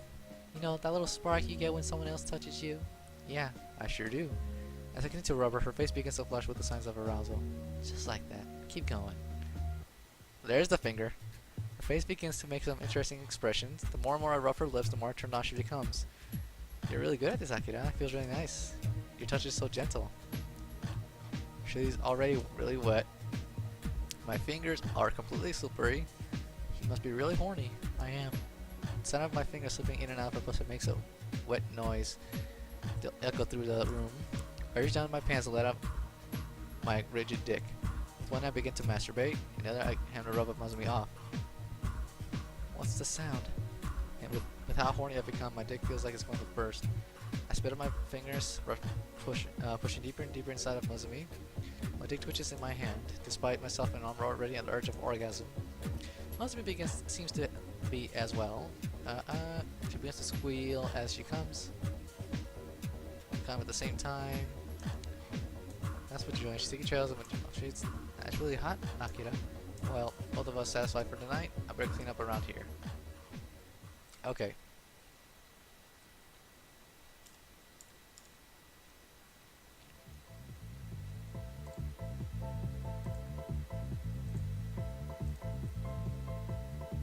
What is up, guys? My name is Matchbox Steel, and welcome to another episode of Sakura Agent. And last episode, we have met our fucking Sakura's Beach girls once again. And I forgot the guy's name, Seiji. Oh my god, I forgot their names too. But god, it's been a while since I played that game, and they just show up in fucking Sakura Agent. Like, damn. And then we kind of pleased Mizu. Oh my god, I can't. Mizumi, oh my god. I can't believe we actually did that. I thought we were loyal to fucking Kimiko. rather interesting report, Agent Akira. And accounts from Kimiko and Mazumi verify it. We will supply you with more information once we have accessed your claims. Thanks. I'd like to know as soon as possible. You will know when you feel like you need to know. You may take your leave. Damn, what a day has been already. As soon as I get back, the first thing I did was submit my report. I didn't tell them about the breach because I had no evidence, of course.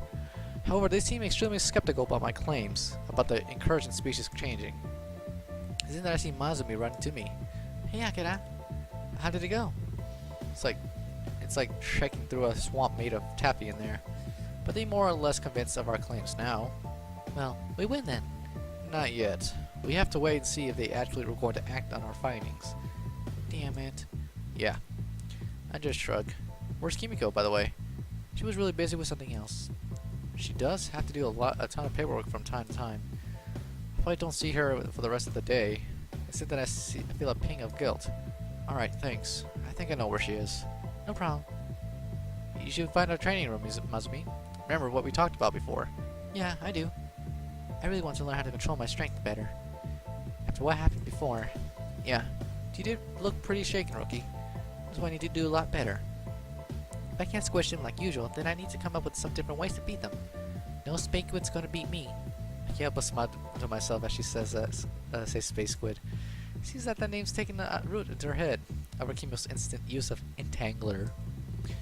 Good idea. There's plenty of facilities in here which you can use. So go for it. I'll go find one now. She immediately hurries off. At least say goodbye before you go. Walking down the hall, I think about what happened on the cliff. She was crying and she didn't even seem to understand why. It's obvious that there's something between us. I mean, how could there not be at this point? What I need to do is sit down and talk things out with her. Once we have all that sorted, then we can work out what's going to happen from here. She says she's scared to change.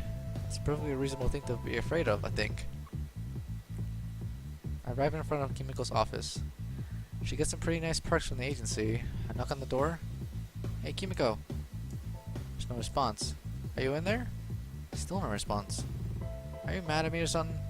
Normally I've known her by now to get her to come out of the room.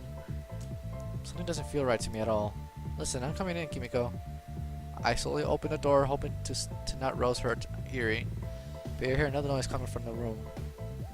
A noise that I wish I wasn't familiar with. Kimiko? I slammed the door open. Oh my god. It has to be fucking tentacles. God damn it. To my shock, there's a space squid in the room. Kimiko looks at me with dazed eyes. Slime drips into her blouse, making it trickle through me to see everything. The whole scene in front of me is enough to make me step back out of the room. Oh no, not in the fucking mouth. Not in the damn mouth. No! Oh god, it's in her butt. A fast slippery tentacle is reaching in between her legs, and I can hear her quiet, slick noise. The space squid slimy tentacle sliding all over her body, keeping her firmly in its grip. I don't know if it noticed me yet. I'm slowly reaching for my gun, as sunny hoping it isn't immune to bullets. Instead that one of them tentacles flies at me. By some miracle, I barely managed to dodge it. Damn, so fast! It flings more tendrils, and masks almost filling the whole room. Its rubby appendages slam against the walls of Kimiko's office, narrowing avoiding me each time. I begin to fire back, shooting at the appendages. This isn't going to do me any good, however. I need to aim for the center mass. The damn thing appears to be nesting in the corner of the room. But with all of those damn tendrils in the way, I have to keep dodging. One of them managed to snare me in the leg. Damn! I fall into my back as it pulls me towards it. So much for holding out this time. The damn thing pulls me towards it. Akira? Kimiko struggles on its grip, but there's not a lot she can do right now. She's a conjurer to conjure something up, but she can't do that with that thing failing all over her. Don't worry about me, Kimiko. We'll work something out. I shoot the tendril pulling me towards the space squid. It's enough to get the damn thing to let me go. Can't keep washing ammo off the tendrils. Wasting, sorry. Gotta go for the core. Right to one corner to the room. The tendrils immediately follow me. I'll just have to shoot it once in the right place. If I just blindly fire it, will retract those tentacles and I won't be able to clearly see its core. Here it goes. I squeeze my finger on the trigger. Everything seems to be going in slow motion. It reacts to the sudden noise, but it can't move faster than a bullet. I hit my target and it tendrils fall lifeless into the ground. What happened, Kimiko? That thing you just destroyed. It was a toy. A very specific kind of toy which came from a special manufacturing company. What? What? Kimiko, you're telling me... Yes, I wanted to try one time. I didn't even want to ask if she found such a thing. I just forget that it ever happened. Deal. Then the alarms begin to sound off throughout the whole facility. Encouraging event and local proximity detected. All agents should prepare counter-encouraging methods. Non-combat personnel, please proceed to the closest exit or bunker room. Unbelievable. A full-blown encouraging event happening right now in HQ? I don't think this has ever happened before. We need to find Mazumi and start cleaning up this incursion. Sounds good to me. She clears her hand cannon and looks ahead. Personnel are panicking and practically stand peering through the halls. Something is following them too, something big. As it brushes past us, they stand our guard. What's that rumbling? I'm not sure what I want to know, but it's heading this way. A black shape bursts into the hall. It looks like some kind of weird cross between a wolf and a gorilla. Two many arms dangle in its sides. A pair of glistening but beady eyes peers out of underneath a brow of grisly muscle. It sniffs the air as a wolf would. Kimiko? You have something that can deal with that thing. Now would be a really good time to start conjuring it. For something that big, it's going to need time. Instead, the creature seems to focus on us. It bares its teeth and lets out a low growl. I look down at my measly pistol. The armory is only a few rooms away, but actually getting there is going to be nothing short of a miracle with that thing chasing us. Armory. We won't make it if we try that. I don't think we will either. There's a door to my left. No, that wouldn't help, I think. I have a feeling this thing doesn't care about walls. To hell with it. I shoot at the wolf thing. Hey, stupid abomination. I'm over here. Doesn't take too kindly to being shot. Letting out a roar, it begins to barrel down the hall. I open the door to my left. In there, Himiko. What about you? I'll be fine. She gets into the room, laying the creature's cell undivided attention onto me. I begin to sprint as hard as I can down the hall. Sensing my movement, the creature begins to sprint as well. If this were an open field, I'll be done for. However, there's a lot of twists and turns in this place, and I definitely know it's better that this thing would. I bolt to the left, hearing it just behind me. Army is just a few more rooms away. But the door is closed and needs a key card. I can't stop and get my key card out right now. Hell, I really should have thought of this through a bit more. Sounds like it caught up to me too. A pair of wicked claws slash at me from behind, tearing my clothes. Damn. At the hall, another turn. To my relief, I see someone in front of me. Akira? No time to talk, rookie. I rush past her, and the hairy thing seems to be on top of her. She doesn't run away, however. I hear a loud bang as she slams her fist into the stomach. It stops dead in its tracks, completely winded by her blow. Nice hit, Mazumi. Sentana notes that she's taking what appears to be a boxing stance. It's not a particularly good stance, but she's doing it anyway. The creature seems to recover fairly quickly and lets out another growl. What an ugly looking dog. I should squish it. Yeah, squish everything. It changes at her again, bringing down one massive fist. She ends up punching it in its bicep. Even though I don't feel sorry for the ugly thing, I can't help but wince a little bit as I watch her fist slam into its muscle. It doesn't let out a massive howl of pain, but just a tiny whimper as its arm is obliterated by massive merciless strikes. Then Masumi's other fist strikes at the right of the forehead. Dazed, it stumbles around for a moment before falling over. It begins to fade into black mist and disappears completely. Damn, Masumi hadn't been there. I don't think I would have made it out and made that one out alive. Are you alright, Akira? Masumi runs back to me. I'm okay. Just need to get my breath back. Whatever that thing was, it's a new species. It was tough. It didn't squish after I hit it once. Looks like you already picked up some nasty techniques, though. I can only imagine how much pain that thing was in. I once got punched in the bicep in a fight. I couldn't use my arm for a day. Yeah, I didn't do it very well. But I'm very happy with these new techniques. That's great. But we can't wait here. The armory is up there. Alright, the two of us walk up to it. With no ugly wolf chasing me, I can get my key card out. You lack sufficient privileges to unlock the armory during a lockdown event. Are you serious? They're denying an aging access to the armor in the middle of a goddamn encouraging event? I hate these idiots on the fucking board. Oh, there wasn't a fuck. How am I gonna kill these things with just a dinky little pistol? It's no problem. On ceremony, Muzzy tears the door off. The sound of screeching metal and shattering concrete echoing through the air. What? Is something wrong? Someone's going to complain about that, rookie. I pointed the camera which is aimed at the armory door. Oh, sorry. I got you in trouble. Let's not worry about it for now.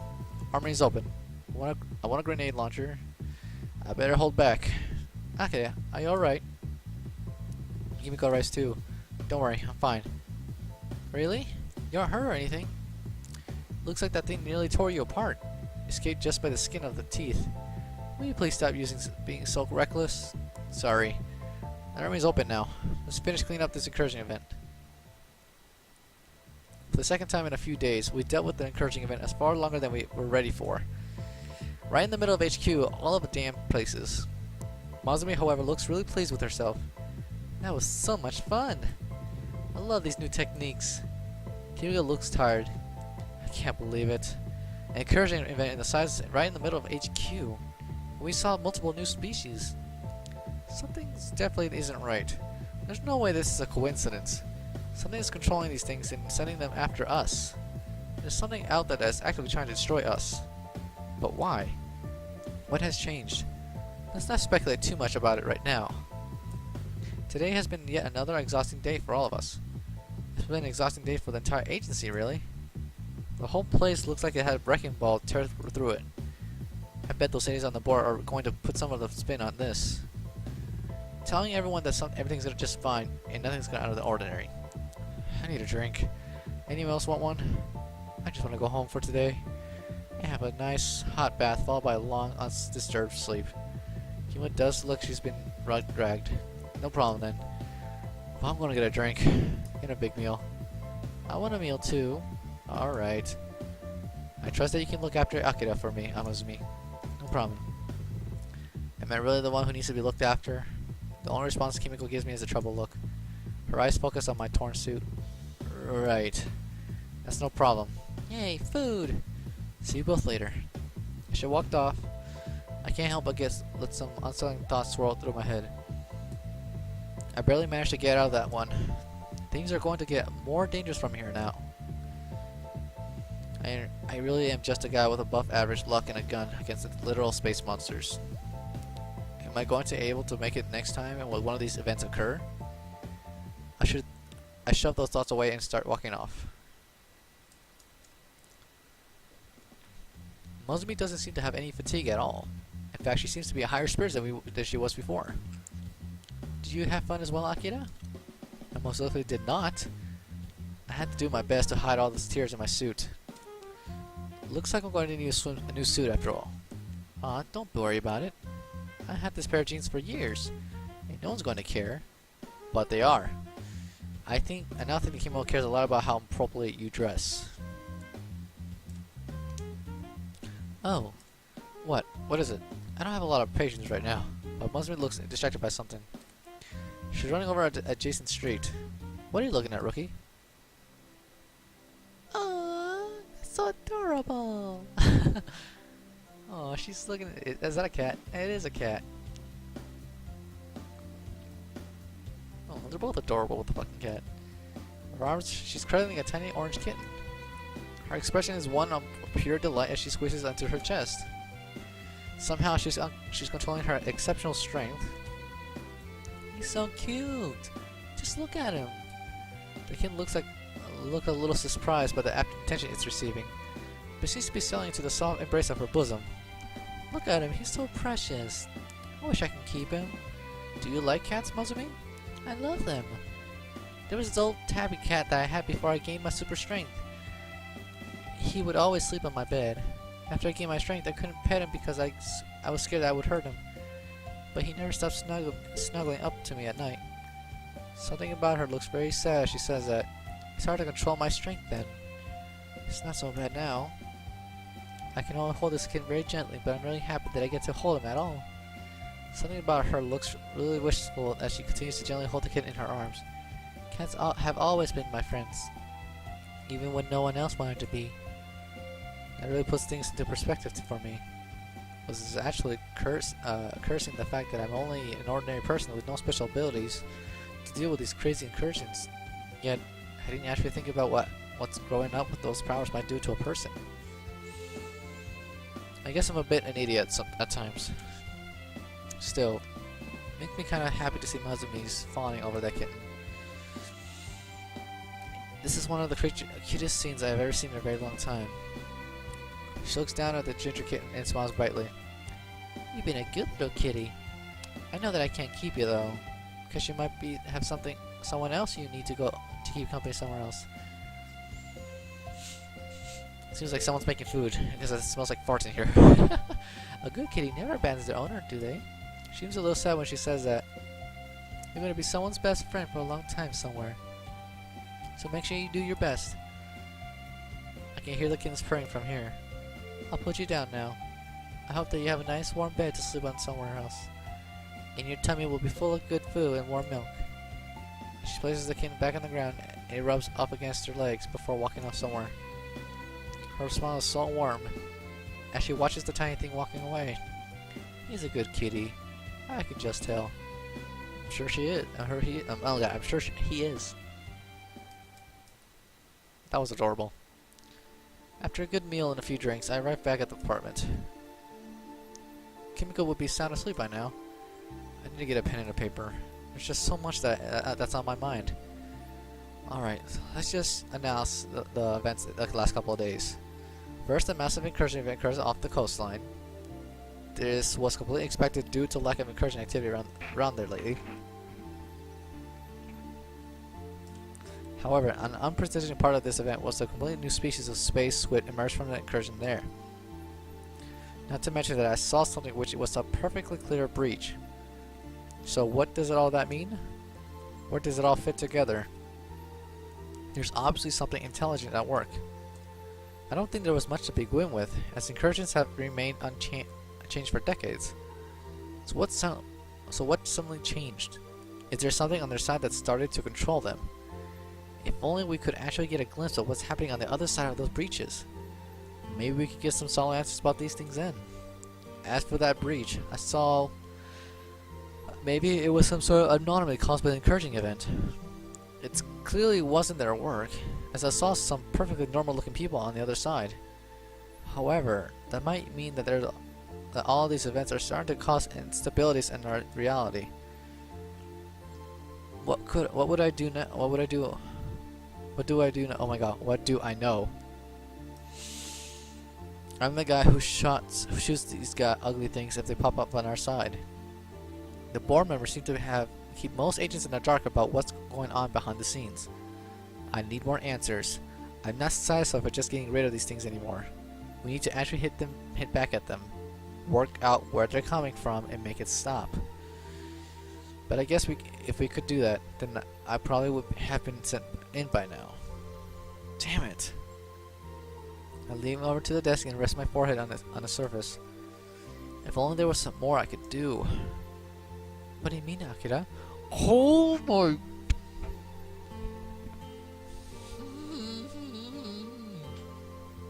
Holy crap. No. Oh my god. Oh, Kimiko. I didn't know you were awake. I heard you when you unlocked the door. I look her up and down, too. And you're dressed like that. This is how I sleep. You've known this for years. I actually didn't know this. What have you been doing? Just scribbling down my thoughts about everything that's happened lately. Trying to make sense of all of it, you know? You have been really worried lately. You noticed? Didn't know I was letting on. Believe me, you probably try to hide it, but I know you've been misshaken. You got me. So much for my bravado. You try really hard to be reliable, Akira. Even if it's your own deterrent to treatment. I guess I do. Kimiko just shakes her head. What did you do today? It was really stupid. That thing was a completely new species, something we'd never seen before. And you decided to play a game of cat and mouse with it. It could have been capable of anything. What did you plan to do exactly? Outrun it? Hope it tired out and you wouldn't be able to get away? My actual plan was to make it to the armory. But as it turns out, I didn't have the permissions needed to open it anyway. I just shrug. Barely scraping by once again. That luck of yours isn't going to save you every time. Just look at your suit. I know. I'm going to need a new one. She leans over and puts her head against mine. We should go shopping for a new one tomorrow.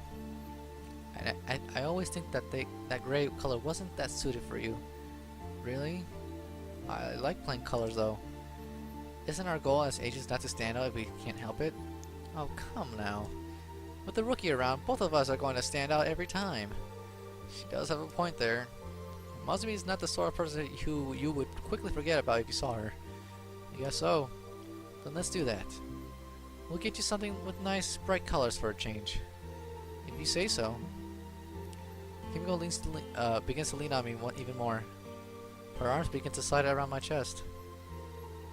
You don't need any special powers to make it, you know. Haven't we already been doing this for years? Yeah, but things are changing. There's something else out there and I don't know for sure if I'm going to be able to deal with it. That's what we're here for, right? Isn't it? The agency is all about different people working together to keep these monsters out of our world. If you go and try to shoulder everyone's burden by yourself, you're going to be buried under it eventually. That feeling of her hot breath against my neck. It begins to make certain feelings rise in me. You tried to protect me today. As stupid as it was, you had my best interest in heart. It's all well good to have good intentions. But what happens when I fail? Kimiko grows quiet again. Don't think about that. Just be happy that you're here now. I know that I am. I can't help but think back at the cliff. You don't want things to change, do you? These are nice the way they are. They don't need to change, do they? Then I take her hand in my own. Maybe they do. She looks down at my hand, and the expression on her face changes almost immediately. Akira. She quietly whispers my name onto her ear. Maybe that wouldn't be so bad. She barely whispers that to me. Well, think about it. We will see what happens. Yeah, we will see what happens. She quietly pulls herself up. We don't exactly have an HQ to report back at the moment, so further instructions are going to be relied straight to us from another command post. There's currently an ongoing investigation into this breach which destroyed HQ. I will let you know if I hear anything else. Thanks again, Kimiko. I don't know what I would do without you. I know what you would do. Yeah, you know what I mean. She gives me a cheeky smile. Make sure that you get some sleep tonight. There might be some large-scale events coming our way. They say that bad things usually come in threes. Not that I want to be pessimistic. Well, we can only wait and see. Good night, Akira. Good night, Kimiko. She quietly walks back into her room and closes the door. I'll try not to stay up too late, Kimiko. I promise. With HQ destroyed, we don't have anywhere to report to. The days simply passed by with both of us staying at home. Before I knew it, it was already night. Our current orders are to be standby and deal with the incursions detected in the local area. And not much of a problem for me, really. Kimiko seems to be fairly relaxed. It's nice to not have to worry about HQ for a change. There's no paperwork to be done, no pencil pushes jumping down my throat. Embrace the path of empathy, Kimiko. Now that I'm convinced that I should not be happy about this. Come on, you're hurting my feelings over here. I sometimes worry if you have any. Well, if I did, they would be hurt right now. Sure they would. Come to think of it, where is the rookie right now? She said she would meet up with us soon, but she wants to stay with her parents since she can't remain at HQ for the time being. This really is a pain, you know. How come HQ was completely prepared for this? Incursion appearing in HQ is completely unprecedented. After all, most incursions occur on the surface of the world. HQ is quite underground. I guess so. All of this thinking about is annoying me. I need a drink. Why don't we head to the bar then? Should we wait for Muzumi? She can catch up. I already sent her a message telling her telling her what bar we're going to. Well, alright then. The bar looks like the same as always. Kimiko and I have been coming here together ever since we were paired together. It's probably quiet today though. Looks like there's a lot of people around at the moment. It's quiet at the time of the day. That's the nice thing about having time off, don't you think? For sure. We practically have the whole place to ourselves right now. There's only the bartender and a few other patrons around. Come on, take a seat. Take a seat at my random table near the bar. What will you poison today, Akira? You ordering for me? Well, if she is, then I better not order anything too expensive. Cheap whiskey would be fine. She doesn't seem to approve of that idea. Why not have something a bit better this time? Well, why not? Give me something you think I would like. As you wish. She'll quickly order our drinks and takes a seat adjacent to me. My god! Fucking love her, dude. She's fucking cute as hell, dude. I think this is my favorite character now from the Sakura series. I love her stockings. I love the fucking pigtails. Her fucking earrings too. I didn't notice she had earrings. God, she's fucking hot as fuck. To my surprise, she slips onto my hand. I look down to see it's a remote. What? Is this supposed to be Kimiko? Well, I bought something. Oh, something which I wanted you to use on me. I take another look hard at the remote. I begin to understand what she meant by that. Why? She trails up, not quite able to explain what thought process went into buying this. Oh well, why don't you just roll with it and see what happens? Alright, I understand. Jesus! I press one of the buttons. Somewhere I hear a faint vibration noise. The expression on Kimiko's face begins to change gradually too. When I say that things should be maybe to change, I didn't think that she would be going this far so quickly. I was wondering how you were going to react. Things have to be different, right? I didn't quite mean like this, but okay. Although it's kind of cute to see these new facial expressions that she's making. She's blushing heavily now, something which I would rarely see otherwise. She doesn't seem to dislike it either. Beads of sweat begin to tickle down her alabaster skin. It soaks through her blouse too, letting me see a bit more than I think she intended me to. Are you sure we should be doing this here? She doesn't seem to be listening though. I think that she's getting a little too into this. What a weird sensation I ended up in. This is especially her going through a really elaborate way to hit on me. I begin to increase the intensity of the vibrations. Ooh, Akira. She's panting heavily now, and I can clearly hear the sound of something buzzing loudly. That's so good. Just right. Fuck yeah, I'm gonna keep going. Despite my better judgment, I begin to turn it up even further. Some part of me enjoys watching Kimiko squirm with pleasure. So intense. Her face becomes flushed and dizzy. The loud buzzing is all I can hear. I'm going... It's... Oh my god, I can see it right there. Is it V or H? Oh my god, I don't know. Self-voicing enabled. She orgasms right there, doing her best to keep her composure. Oh my god. And I can feel a certain warmth rushing to my loins from the side too. Okay. Self-voicing disabled. I should have... No, that's fucking stupid. No. Self-voicing... Oh, Akira. I didn't think you would go that far, you know. You have to be a bit daring sometimes. Mazumi eventually catches up to us. Saw that I'm late. My parents insisted I stay for dinner. That's fine. It's probably been a while since you saw them. A month or two, I think. Longer than I've ever been away from home, that's for sure. Then it really was really hard to walk here. Why are there so many people in this place? That's the kind of the point. Kimiko is remaining quiet. She's picked up a weird way to do it, but it looks like she picked up on my intentions. I want to get closer to her. And I don't mean just as a coworker. Did something happen to you, Kimiko?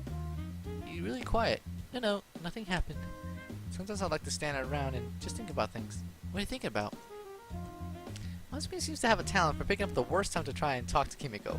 She glances at me. Eh? Masumi looks even more confused than ever. What happened, Akira?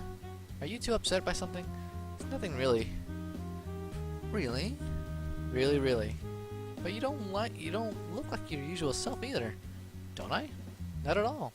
Usually so cool, but now you look like you're a bit shaken. She really is good at picking up on when things are wrong. Look, don't worry about me. I can look after myself. Aw, but I want to help. Do you want to try some street food, Masumi? Street food? Yeah, there's people around who cook on the go. They usually do pretty good stuff. I hear her stomach growl. Oh, oops. Didn't you say that your parents made you stay for dinner? They did, and you're still hungry. Kiko seems to be relieved at the attention she shifted from her onto Mizumi. Yes, I eat a lot, but I never get any bigger. Probably just another unique problem she deals with. All that strength has to come from somewhere, after all. Come on, I'll shout you a big meal. You haven't already eaten? Nah, we just had a few drinks. Reckon you up for a stack of ribs, Kimiko? I'm not really into ribs, in a ribs mood tonight. Kimiko's actually refusing the chance to eat ribs. Now, this is extremely strange turn of events. Alright, I'm thinking of buying grilled eel. Grilled eel? What does it taste like? Never had grilled eel before? It's pretty nice. I want to try it too. Come on, Kimiko. What do you reckon you like? I'll have whatever you're having. Grilled eel too? Well, alright. I got paid before HQ was destroyed, so I'll shout everyone tonight. Thanks, Akira. You really are cool. He is not. He is so. He is not at all. Completely. Now, you two. Doesn't matter if I'm cool or not. Masumi huffs up a little bit. Fine. I want my grilled eel. Okay, slow down. After finding somewhere else to sit down with our food, Masumi practically inhales her eel. This is amazing. I want more. You're going to have to buy it yourself if you want more. Aww. But I'm broke. How are you broke already? Well, I sent most of it back home to my parents. And I spent the rest on food. Has this girl ever managed to find answers by herself before? I can't help but feel that her parents haven't taught her anything about surviving in the world outside. Oh well. At least she seems to have a good relationship with them. Can't say the same about my parents, especially not my mother. You just shivered, Akira. Did I? Yes. I guess I must be feeling cold. Looking at Kimiko, I see that she's barely picked up her eel. Are you alright over there, Kimiko? I'm fine. She must be feeling embarrassed about the vibrator. It probably doesn't help that Mizumi's too curious about her own good too. Do you want to eat the rest of the eel, Kimiko? You can have it if you want. Sure. Mizumi eagerly takes it off her hands and empties it into her mouth. Careful. If you don't chew your food, you're probably going to get choked on it. I'm fine. She's mumbling to her between mouthfuls. So, since we're all here, you both turn to look at her. I feel that I need to talk to you about what happened yesterday. And I think that's where I'm going to end the episode. Yeah, this has been a really long episode. What is up, guys? My name is Steel, and welcome to Sakura Agent Episode 7. Last episode, I think, it was just yesterday, I already forgot. Kimiko had a really, she was really naughty. That's the only thing I can say, that she was really, I can say she was really teasing us, real bad. And she was also captured for one of those entanglers, or no, wait, it was one of her toys. So, I think that was caught. Hang on, I think I should just move myself over here real quick. I think I prefer myself down here. Alright, so, let us continue, shall we? There you go. Okay. So, I feel that I need to talk to you about what happened yesterday. Yeah, is there something new that you can share with us? What's that, Kimiko? Some people among the agency are theorizing that there's someone on the inside working against us. I think so too. Fuck, dude. Why is it all changing and why are they not telling us anything? What? Seriously? A traitor? Keep your voice down. There's no substantial evidence to back these claims up yet. So you should only treat this like it's a rumor. Right. If there's no evidence, then why bring it up? Because, despite the fact there's no evidence, I can't think it makes sense. All of us become quiet. Go on then. Well, what we know for certain is that those breaches in HQ are a complete unprecedented event. Something which has never happened before. Right. But why has it never happened before? What do you mean? The breaches are random, aren't they? They just pop up whenever they like. So we're led to believe. But I can't help but wonder. There's an entire sector of the agency which is dedicated to researching the phenomena of breaches. There's only baseless speculation, but what if they actually had the technology to cause a breach? Why would they want to do that? Yeah, who would want those ugly black things running all over the place? I think they'd be using it for other purposes. You saw that clear-cut breach the other day, right? Yeah.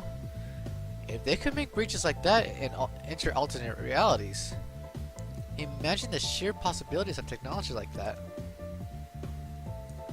I never thought about that actually. But if someone could access alternate realities, what could you achieve without be oh my god, I'll say without would be without limit. I don't know if there's only a finite number of worlds or an endless number of them. Either way, it would be an incredibly easy way to gain more resources, more technology, more people. So what you're saying is that a traitor might be gotten their hands on this technology and used it against the agency? Like I said, I'm only speculating at this point. We do not know for sure if this technology actually exists or not. So, until we know more, we cannot really react on this. But I feel that both of you should know about this in case something like this happens again. Thanks. There's a lot of internal politics in the agency. You'd think when facing such a universal threat, everyone would be a bit more willing to work together. But nope, that's not how it works. And there's always forces outside the agency too. And there's someone out there who wants to get us. Then we should be careful. Absolutely. I doubt that they will specifically target us, but we had better keep an eye on each other. All of us grow quiet then. Well, for now, we should head back home. You should come with and stay with us, Mazumi. Should I? Well, you don't have anywhere to stay at the moment, do you? That's true. I suppose that's fine. You've been over before, so it's not a big deal. Thanks. This is great. I had to use rocks as pillows before. Do I want to know how you did that? If you grind the rock into really, really fine dust, it's surprisingly soft and comfortable. Do you want to try it sometime? I think I'll pass. Mazumi is definitely not a normal person. Not at all. Yeah, I think we already knew that she wasn't normal at all. Kimiko went straight to bed after we got back. Mazumi is just awkwardly standing there. So, is it really okay for me to be here? Why it wouldn't be? You've been here before, after all. I get that feeling sometimes. I'm the rookie, after all. So I don't know what I should be doing and what I shouldn't. You do worry too much, rookie. There's nothing to worry about here. Make yourself at home. Okay. She relaxes onto the lounge. It's a nice view in the city from here. Looking out the streetlights glowing in the dark. It's beautiful here, but it feels so crowded. It is crowded. Do you ever get tired of living here? Well, I've been here for years, so I've gotten used to it by now. I don't know if I could ever get used to it. She looks completely out of the city space, sorry. Yeah, it's so lonely here, you know. You're feeling lonely? Yeah, I miss my town. Everyone knows everyone there. But here, no one knows who you are. You're just one face in a crowd. You could disappear so easily out there. She really does appear to be lonely. I wish I could stay at home, but everyone back there is relying on me. For some reason, it feels really heavy. It's like that when people are trying to rely on you. She quietly looks at me. Do you get lonely too, Akira? Everyone does at times. I really can't afford to show it though. The whole world could fall apart at any moment if we get the wrong incursion event. So, I gotta keep playing it cool. Masumi stands up then. You don't have to do that around me. Just be you. Just be me? Yeah. Just be you. I like how cool you are, Akira. Shockingly taps her foot on the ground. I think you're way cooler than anyone else I've ever met. Oh boy. I think I know where this is going. She quietly walks up to me and begins to lean against my chest. Do you think I'm cute, Akira? I'm not elegant and serious like Kimiko. I actually think you're pretty cute. Oh, I'm really sorry. I'm really happy. Oh, she says it. She leans over and begins to whisper in my ear. I want to do dirty things to you. Like that other night. I always feel so hot when you're near. Don't think I'm a bad girl, though. Please don't think of me that way. Well, I think I'll roll with it. Okay, boy. Does that mean she painted herself? Fucking music. With her striped bare, her delicious body is laid out in front of me. Oh god. I mean, this is a good CG, I guess you can say. I mean, I don't mind this. All I know is she's really forcing him down there. Sorry, I really like the music. Alright. I can't help but become a little lost in the sight. The way those real teal tattoos contrast with her skin. Those beautiful eyes of hers. But at the same time, outraging lust is in me. I can't hold myself back. Her hands gently rest on the back of my head. My tongue slides across her pussy lips greedily. I can't help but savor the taste as I more and more aggressively slurp. She seems to be getting really horny too. That feels so good, Akira. Don't stop. It feels so weird. I think I need to turn my camera off when I fucking do this. I don't know. I feel really awkward if I do this and just facing at the camera. I offer no response. My intent to pleasure her is overpowering any other thought in my head. Her sweet juices begin to tickle over my tongue. The scene drives me mad. I can feel my own member become stiff and swollen. How I want to push myself deep into her. But not yet. Not until I'm done with this first. More. My tongue begins to move faster. Hearing her small moans and squeals of delight fills me with even more lust. The sloppy sound of my tongue running over her lips is all I can hear in between them. Ooh. Ah. She's doing her best to not move too much. Akira, you're so good at this. There's one thing I have been leaving alone, however. My tongue goes up just a little bit further and delicately flicks her clit. The sudden sensation makes her bucket her hips a little bit. Every time my tongue goes up, she responds the same way. If you keep doing that, I'll... Akira, I'm coming. She squeals with pleasure. Oh wait, hey. Self-voicing enabled. She squeals with pleasure, her juices exploding around my face. Despite how messy it is, I can't help but get even more excited. I continue to lick her even as she orgasms. Maisumi.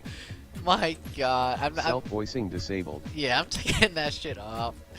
She whistles a bit, almost as if she's trying to escape my tongue. Won't let her get away. My tongue drives itself deep into her pussy. It's so sensitive. You're going to drive me crazy. I don't care though. She seems to be loving it too. Slowly, I pull my tongue out, noticing how sticky it is with her juices. She lets out a heavy pants, slowly settling into the afterglow. We aren't done yet, you know.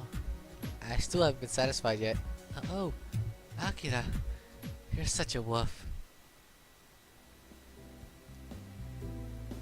When I wake up, Masumi isn't lying in my bed anymore.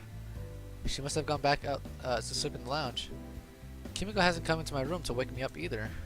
What a night that was. I hope she isn't feeling so lonely now.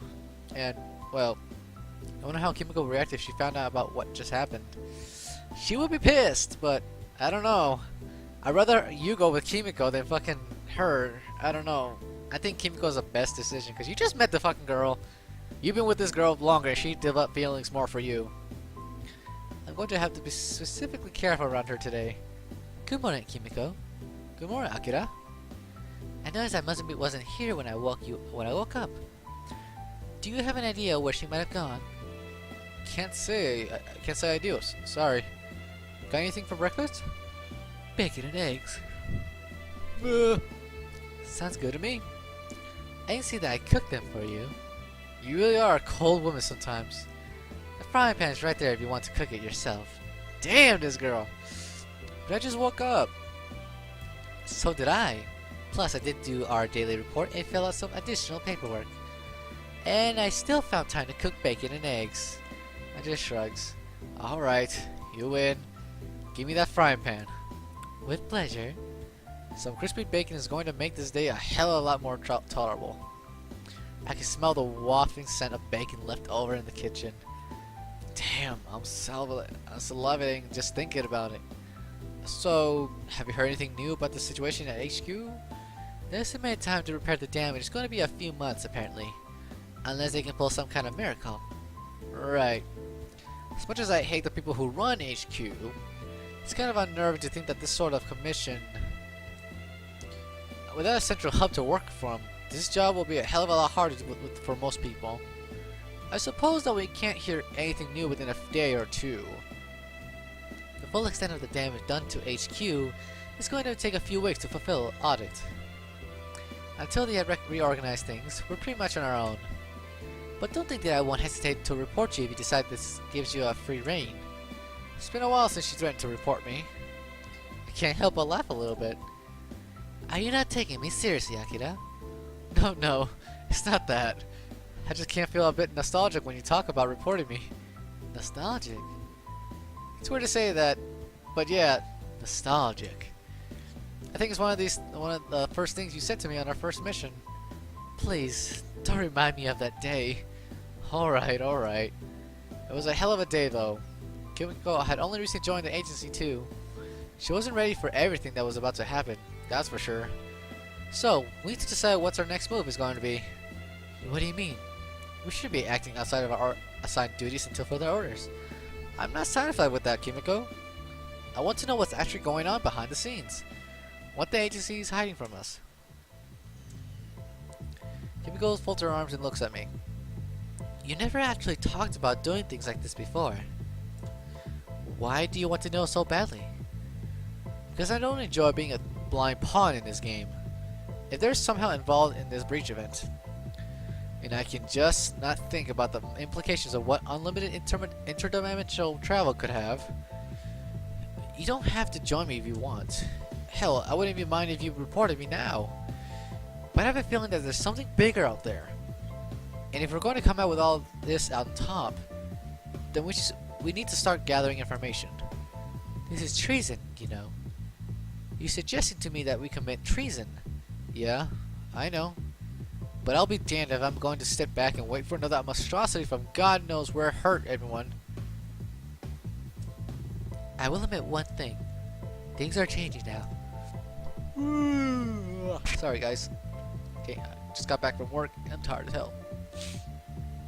And unless we find out why and how they're changing, we won't emerge unscathed from this. So, I'll support you if that's what you want to do, Akira. Yeah. But I don't think that we should involve Masumi in this. I'm responsible for her actions, but not the other way around. She's going to have a promising future as an agent, so I don't want this to hurt her career. Of course I'm going to get involved. But what? Where did you come from? I was listening to the whole time. If you two are going to commit treason, then so am I. It's not good habit to eavesdrop on other people's conversations, rookie. I don't care. I'm going with you. Are you really sure you want to do that? If we get caught gathering information, all of us are going to be locked in prison cells for the rest of our lives. If you don't have to do this, Mazumi. But I do. I have to protect both of you. We will work something out. You have some serious resolve, Mazumi. All three of us stand there together. Alright. And there's no question whether or not you want to do this, right, Akira? Well, yes. I'm the one who suggested this plan after all. We don't have to rush ourselves, though. It's not like we have to break into HQ and steal a bunch of documents or anything. What we need to do is simply wait and start piecing things together. Why don't we have a night in the town and make sure that we enjoy ourselves? Got it. Sounds like a good plan. I have some things I might need to sort out too. We aren't going to do this today then. For now, let's not worry about it. We can work out a plan later. That's understandable. Having some time to think things through would be advisable. And if you want to back out, then there's some time to do so would be ideal. I'm not backing out for any reason. And so, us three have committed a conspiracy. We don't have to act right away. But I wonder what's going to happen. What's going to become of all this? Night seemed to come quickly enough. In spite of things seeming to be moving so slowly. So, what's happening what's something stupid that both of you have always been wanting to do? I can't say that anything really springs to mind at the moment. I wonder if that says more than me or them. Well. God damn it. Well, let me ask something else then. What's something you always wanted to do? Try a vintage glass of wine. That's something we might be able to do while we're down here. Masumi's trying her best to think of something. Sorry, it's not something that I really had thought about before. I just do whatever I like. As to be expected of her. Well, if you think of something, feel free to let me know. And what's something that you always wanted to do, Akira? Well, I want a threesome. There's also that's also a difficult question. Have a really long lap dance at a strip club? Seriously, Akira? That's what's been on your mind? What's a strip club? It's nothing. You should just ignore him, Azumi.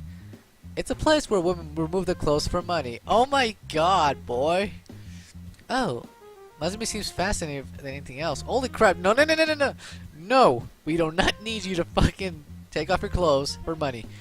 No. Don't do that. I want to go to the strip club. What?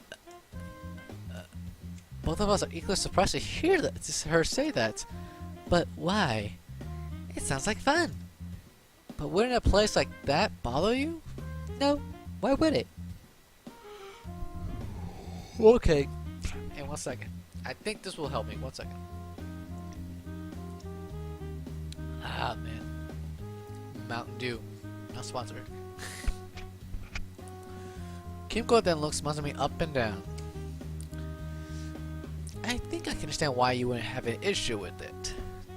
Fine. We can go to the strip club if that's what you two want to. Sure, I'm up for it. Yeah, let's go. I want to experience as many new things as I can. God damn, Azumi. Kimmy just looks mortified by the whole situation. That's not a strip club, that's a fucking bar. We managed to get in without much trouble. The entire place smells of cigarette smoke and alcohol. There certainly is a lot of pretty girls dancing tonight too. We just stick by the bar and watch. Wow, they're so pretty. Mazzy looks completely entranced by the whole thing. Yeah, I guess they are. The only good word to describe Kimiko right now is uncomfortable. I kinda want to do that too. Looks like it would be fun. Really? You want to go up there and do that? Kimiko just shakes her head. Maybe we can. Why don't I hire a private room? A private room? Yeah, I want to ask a stripper though. You could put on a show if you on your own and you wouldn't have to worry about strangers gawking at you. That sounds like an amazing idea, Akira. Let's do it. That sounds like an idea that you would come up with, Akira. What can I say? I mean ideas, man. Kimiko should do it too. What? Me? Why me? I think it would be fun to dance together. It's okay if you don't want to. Isn't that Kimiko looks at me? Well, maybe just this once. Yes! Yes! Yes! Then it's settled. Now, this is definitely going to be memorable. Seeing the two of them dance together, I'll treasure this memory for the rest of my life. Me. Oh my god! Dude! Oh my god! God, they know how to fucking do this shit, dude. After hiring a private room, the two of them get on stage. My god, how do you hide shit, dude? How do you hide? No. Self-voicing disabled. How do you hide? Damn it, they never show you like... Let's see, No, not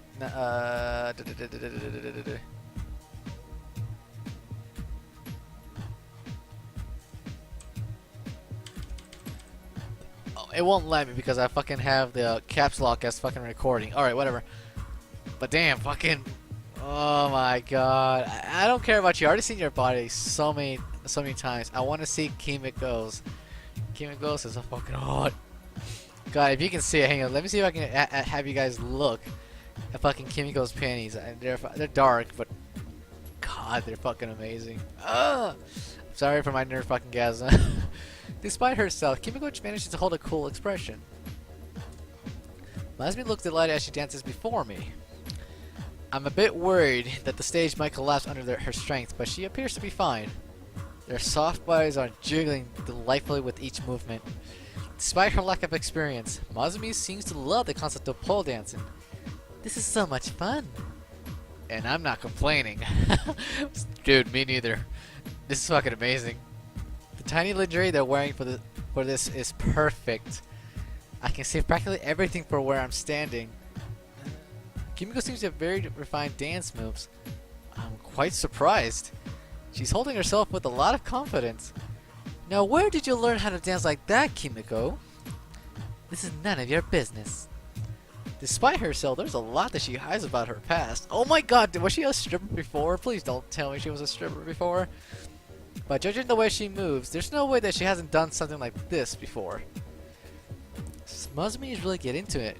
The beat of the club music creates a wild, carefree atmosphere, and she's letting herself go with the flow. The bright neon light seems to spin all around us. Those tiny pair of panties begin to really hot right up between her thighs too. The sight is definitely quite something to behold. She doesn't seem to notice it at all, however. Kimiko seems to notice me looking at it so intensely. She steps in front of Masumi, slowly swaying her hips from side to side. Aw, no hogging the spotlight. Masumi barges in front of her and tries to show off as well. It's almost become a competition between the two of them. Kimiko doesn't let up, however. Her precise movements makes her body move in just the right way to attract someone's attention. Those golden eyes of hers don't leave mine for a moment. Hey, Akira, look at me. Masumi tries her best and is quite enduring in its own way. Well, this is going to be something I won't forget for the very long time. I just hope that I will get another chance to see the two of them dance on a stage like this again. It all depends on what happens later. Where are your eyes going, Akira? Oh, nowhere in particular. Then focus them on me. No, focus them on me. The two of them still have an energy to burn. This is going to be the best show I've seen in my entire life. Yeah, boy! Oh my god, that was a fucking great CG, dude. My god, I love that CG. Alright guys, I think that's where I'm going to end this episode. That shit was fucking amazing! Yes! My god, first we have fucking Masumi fucking grabbing Akira down there, and two, now we have fucking Masumi and Kimiko in a fucking dance club. Oh my god, I can't, strip club, there you go, fuck! What is up guys, my name is Max Park Steel, but you guys can call me Match, and now we're playing is Sakura Agent, episode 8. Last episode we had a great CGs with fucking Mazumi and Akira. And we also had a fucking strip club CG with fucking Kimiko and Mazumi. Both in a fucking dance floor.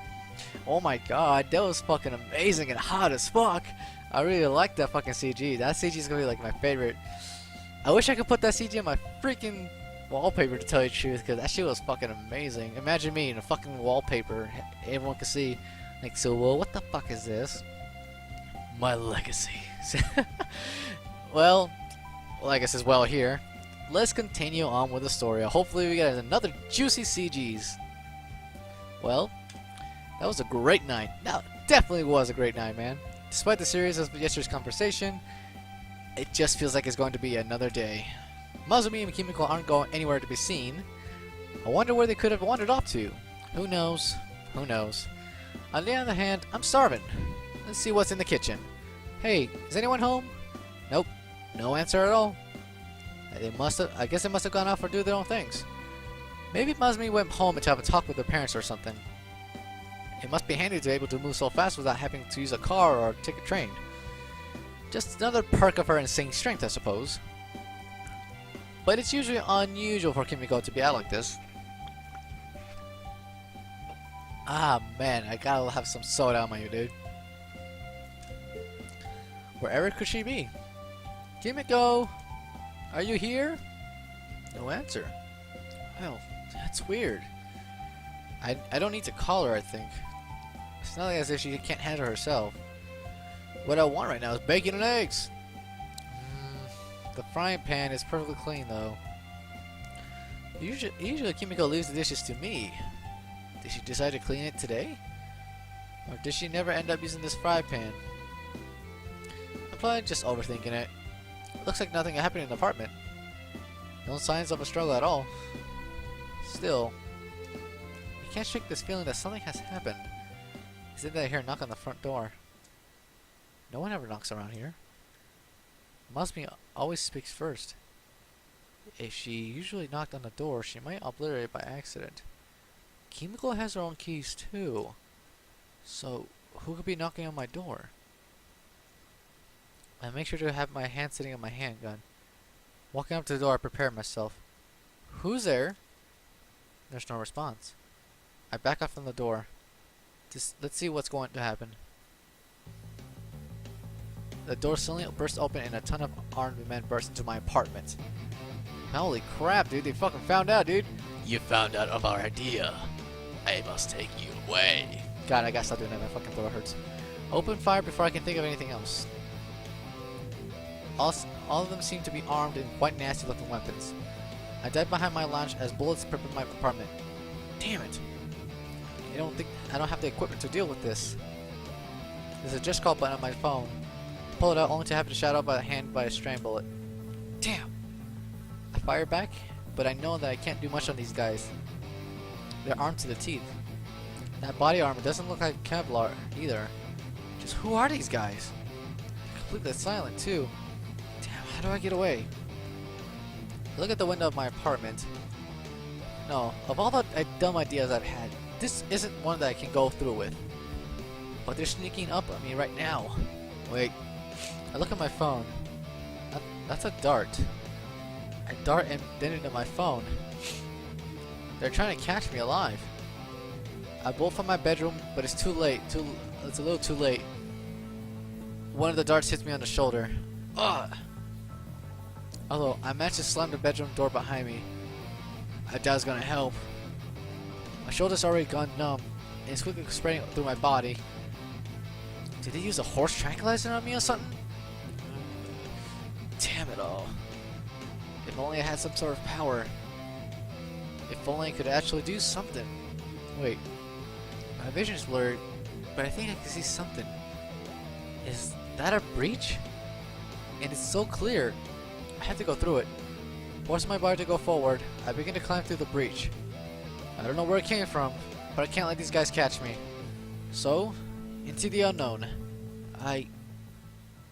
Uh-oh. Wait, oh shit, hang on, I didn't see that. Am I dreaming? Why do I only see blackness? Is Someone's shaking me? Slowly I begin to come to... Akira! Akira! Mazumi?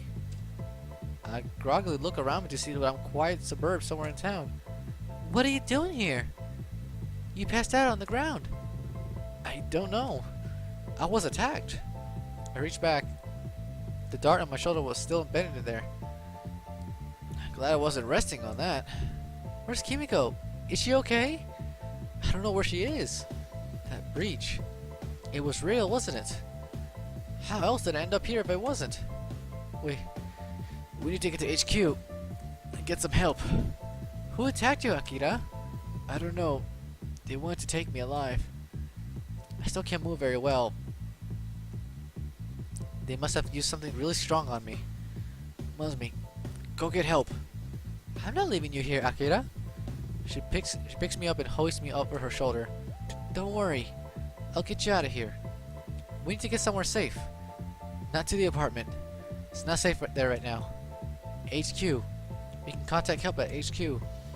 Okay. I'll get you there. Mazumi's obviously shaking, but she's doing her best to hold herself together. You're doing good, rookie. You're doing real good. Stop acting like if you're dying. You're making me really scared. Sorry. These tranquilizers should wear out quickly enough. There's not a lot I can do until then. Don't say you're sorry. We'll be fine. Just stay awake. I can do that much. I'm going to have such a huge headache when this is over. How did you find me anyway?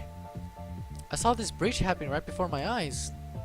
I was on the way home when I went to have a look, and you're lying on the ground. You really scared me, Akira.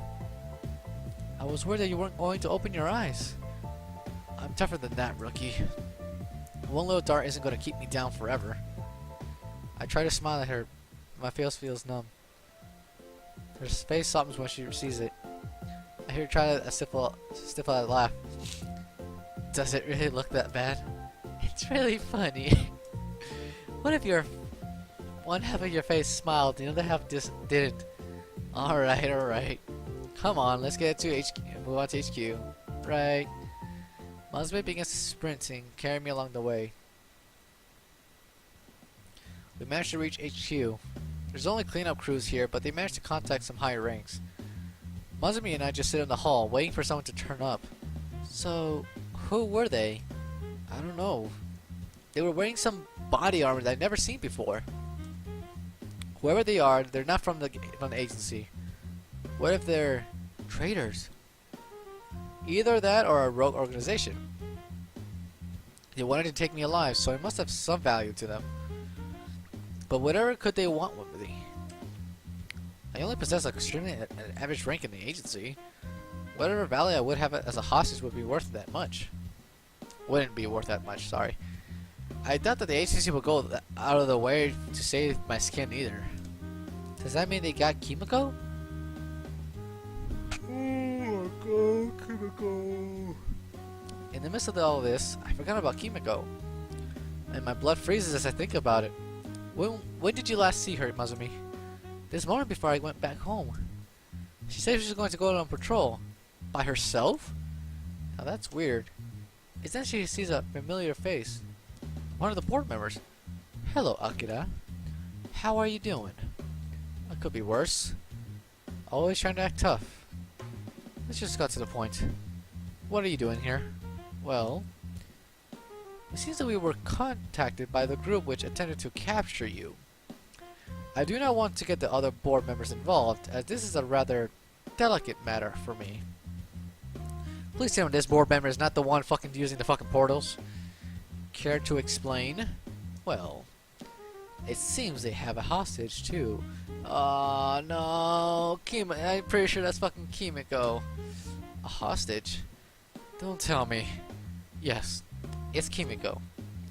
The exact details of the situation are known, but they have confirmed that they have Kimiko hostage. Since she is my daughter, I can't help but feel a bit personally involved. Oh my god, does that mean if I love this girl, I have to deal with this bitch? I mean, this asshole. She's earned everything she has, though. Don't think I've been playing favorites. Okay, but that's not important right now. Do we know where they're holding her? I'm afraid they're all done and is arranged for a meeting. It looks as though that Kimiko isn't going to present it for either. But there must be something we can do. Well, yes, there's something that one of you can do. He gazes settles on me. Do you know why you haven't been removed from the agency yet? Do explain. It's because you do actually possess an unusual power. The potential was found in you a very long time ago, but you seem to have the ability to control breaches. Assigning my own daughter to keep an eye on you seemed to be like a risky move, especially given your personality. But there was no one else I could trust other than her. Have you noticed any further development with these powers? What if I have? He just shakes his head. Now really isn't the time to be vague with Akira. If your ability works the way we think it might, you may be able to reach Kimiko. Alright, I think I'm beginning to control it, yes. That's why they're targeting me, weren't they? You would be right about that. Your ability could be the foundation of an entirely new branch of science. So the agency has deemed you an asset that is far too valuable to lose. It's all starting to make sense now. The reason why they were tolerating me until now was because I was too vulnerable to go. And whoever was the other group is, they seem to know that too. Of course, this other group seems to be aware of this. Oh, God. So that means that there is a traitor amongst the board members. That is also why I decided to contact you personally. I understand. What can we do to find out where Kimiko is being held? There's nothing you can do but wait. What? Is that really all I can do? Until then, you should get some rest. The housing facilities that are still available, so you can remain somewhere safe for the time being. Masumi looks completely dejected by the news. Well, I can't linger for much longer, so please stay around. I will inform you more about the situation as it develops. He walks off, leaving Masumi and I behind. Any trace of numbness on my body has completely disappeared. There's only a smoldering frustration left over. I refuse to accept that. There's no way in hell that I'm going to stand by and do nothing. Kimiko, I want to save you. It's then that we notice something opening beside us. It's a breach. And it's so clear. What? Did you do that, Akira?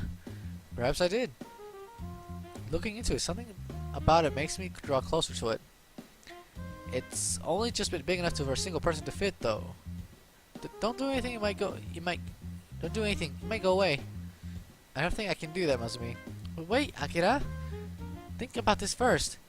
Don't do anything reckless. Without hesitating, I jump into it. Akira! Don't worry. I'll be back later. I'm a fool for jumping to somewhere unknown, but somehow I feel like it's going to take me right where I want to go. Landing on the other side, I appear to be in a gym, of all places. Why a gym? Wait, who is that? Kimiko? Well, did I mention she's fucking hot? Oh my god, why did they undress you and just let your fucking socks on? I would have liked to see some fucking... Never mind. Anyway, that's a really fun, different way to tie someone. They even had extra rope. Oh god. This is gonna be a fucking amazing to you. Kimiko. Looking at her, she's been completely bound with ropes and not wearing much. Akira, how did you get here? I'll explain later. What is this place? I've been hiding in here. I was going to make a run for it. This base is like a city itself. There's so many different rooms. You were going to make a run for it with looking like that? Not much else I can do. There's something weird about these ropes. I can't conjure anything while they're binding me. The fiber of these ropes do look different. Interesting knot they tied you up with. Kimi just looks embarrassed. Haven't you seen me like this? It's embarrassing. It made my clothes disappear too, since I made them with my ability. She squirms, trying to wiggle out of the ropes. Don't worry, I'll get you out of these ropes soon. I just have to work out how the knots work. Bit by bit, I managed to untie it. Why would they tie you up like this? They seem to like it. I can only shake my head. Whoever these guys are, they're gonna pay when I'm done here. There's not a lot you can do alone. I don't want to admit it, but she's right. Against an entire base of enemies, one pistol isn't gonna cut it. What we need to do is get out of here and call for reinforcements. At the very least, I'll be able to free her. You know, Akira, this whole situation, now that you're here, and having you handle me like this, she squirms a bit. I'm getting a little hot. Eh? Really? Now isn't a good time. You shouldn't worry. They aren't going to come back for a while. Well, I'm not about to say no. Unzipping my pants, she stares at my groin intently. This is the first time I've seen it. It's so big, Akira. Oh my god. I struck myself to my full length and her eyes watched my every movement intensely. Spray it all over me.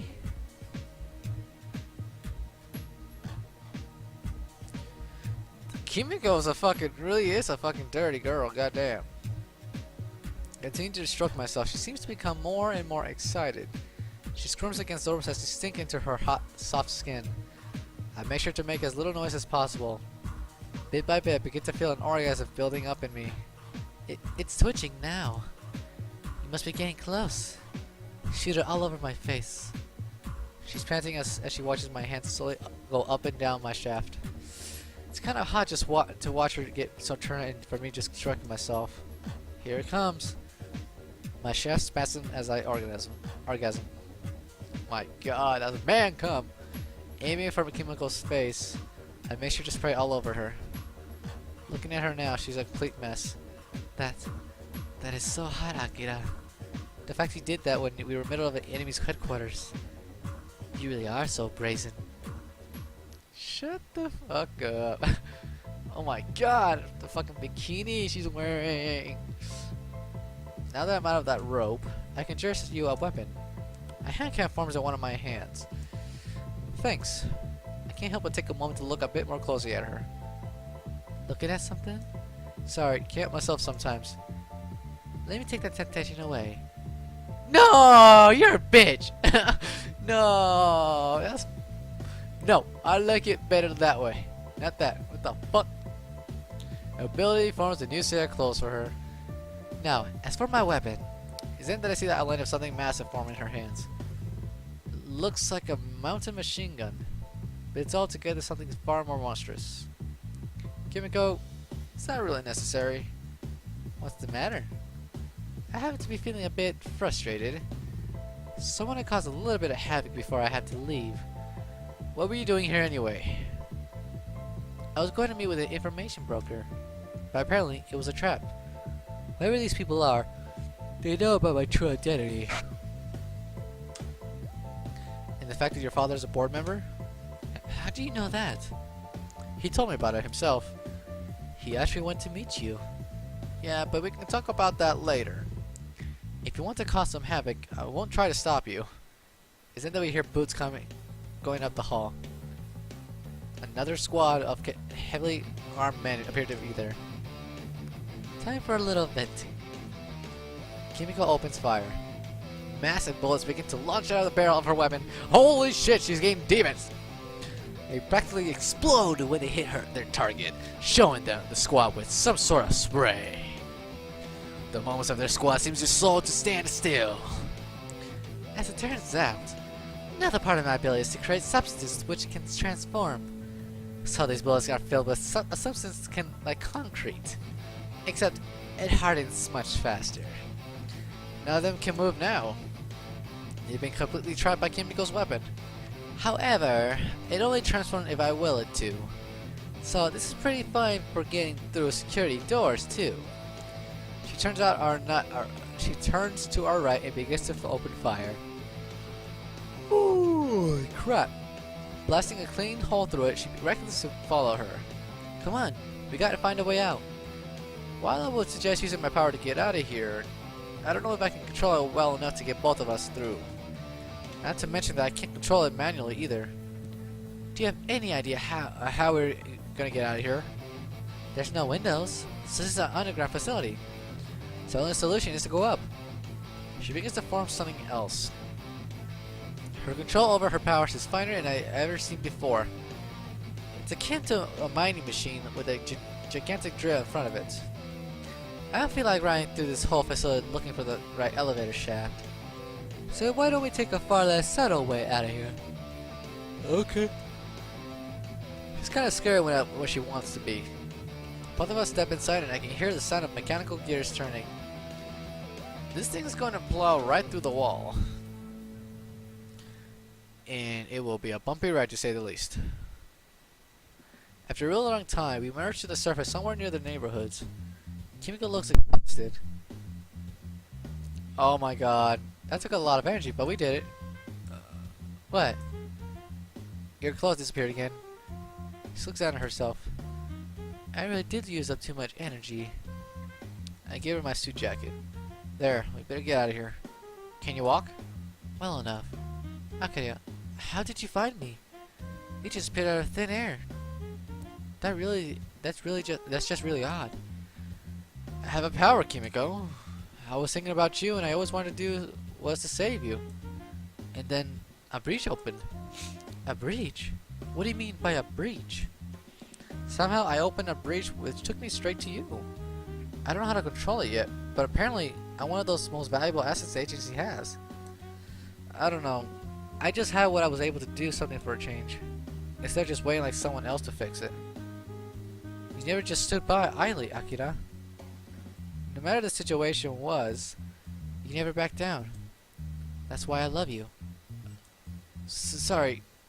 I said something embarrassing, didn't I? Nah. It was really cute. Don't call me cute. We need to get going now. I completely agree. But you are pretty fucking cute, so don't fucking deny it. Every girl who says, don't call me cute, I like being called cute, but you are cute. The fuck you want? Want me to call you ugly? Sorry. Spasm. We begin to sprint together. No. Hopefully we make it somewhere safe in one place. At least we know what their base's operations are now.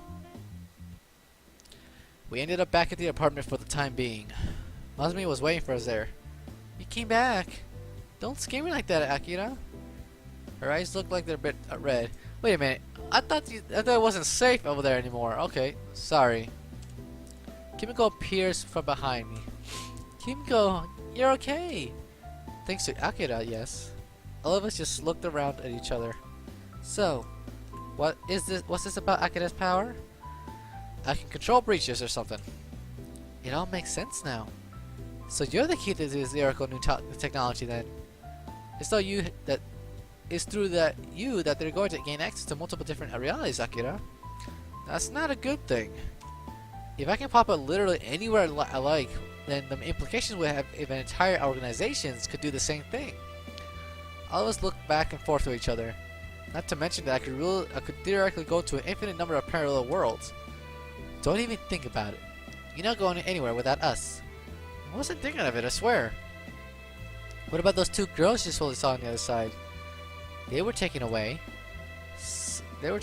Somehow I got the feeling that they would take a hell out of management. So I'm staying right here. Maybe we'll go exploring once I control my power better. No, not even then. I just shrug. You're staying right here, where I can keep an eye on you. Must be really seems actually angry at me. Okay. Don't worry, I'm not going anywhere. But we need to talk about what's going to happen from here. What do we do now? For now, we need to get somewhere safe. It's obvious that we can't stay here. Kimiko looks around at all the damaged furniture in the uniform. Back to HQ, I suppose? Or what's left of it? We ended up being called to a secret meeting with Kimiko's father. Now then, you're saying that the enemy's base of operations in the neighborhoods adjacent to the city. That's right. They have probably abandoned it by now. Still, this does prove that there's another group working against the agency in the city. I'm just glad you're safe, Kimiko. Do you think that Akira's ability would enable him to find you too? I didn't really know what to expect. Despite everything, I have no control over this ability. It could happen at any given moment. Not to mention that something on the other side could come up through my breaches too. In short, I don't know. I don't want to use my ability again until I learn how to control it. I take it that there's no protest from the board about this? Not at all. We don't know what you can do with such skill yet. Hope you understand that why I treat you with such security now, Akira. Yeah, I get it. However, this does not mean I will tolerate any of your antics. As a member of the agency, you're expecting to conduct yourself with dignity. If you cannot do that, then we will have to come to an arrangement with far less freedom. Kimiko just flashes her father a look. You aren't going to do anything to the man I love. An awkward silence fell over the entire room. Kimiko? Did I hear you correctly? Maybe my hearing is playing up again. I said you aren't going to do anything to the man I love. Damn, Kimiko, step up to your motherfucking father. Yeah! Tell your father I love this man. There's nothing you can do. You fire him, I'll go with him. I get fired too, I'll quit. Basically, he begins to sweat. You cannot be serious, Kimiko. Of all the people in the world, you fell in love with this man? I can't help feel a little ticked by the way he said, this man. I am being completely serious with you. Akira is the one I love. Kimiko, you can't be in love with this man. Anyone but him. Sorry, father, but I have made my decision. I wish to stay by his side, no matter what happens. He seems far too shocked to get angry or do anything. Akira, do you have similar feelings for Kimiko? It's my turn under the spotlight, it seems. Mazumi is better to look at me dead in the eye. Yeah, I do. There's no way I can get that. I can just dance around this one. Might as well just take the hit I'm supposed to. Akira, what about us? Eh? What are you talking about? We're close too. Close in that way. Oh my fucking Mazumi!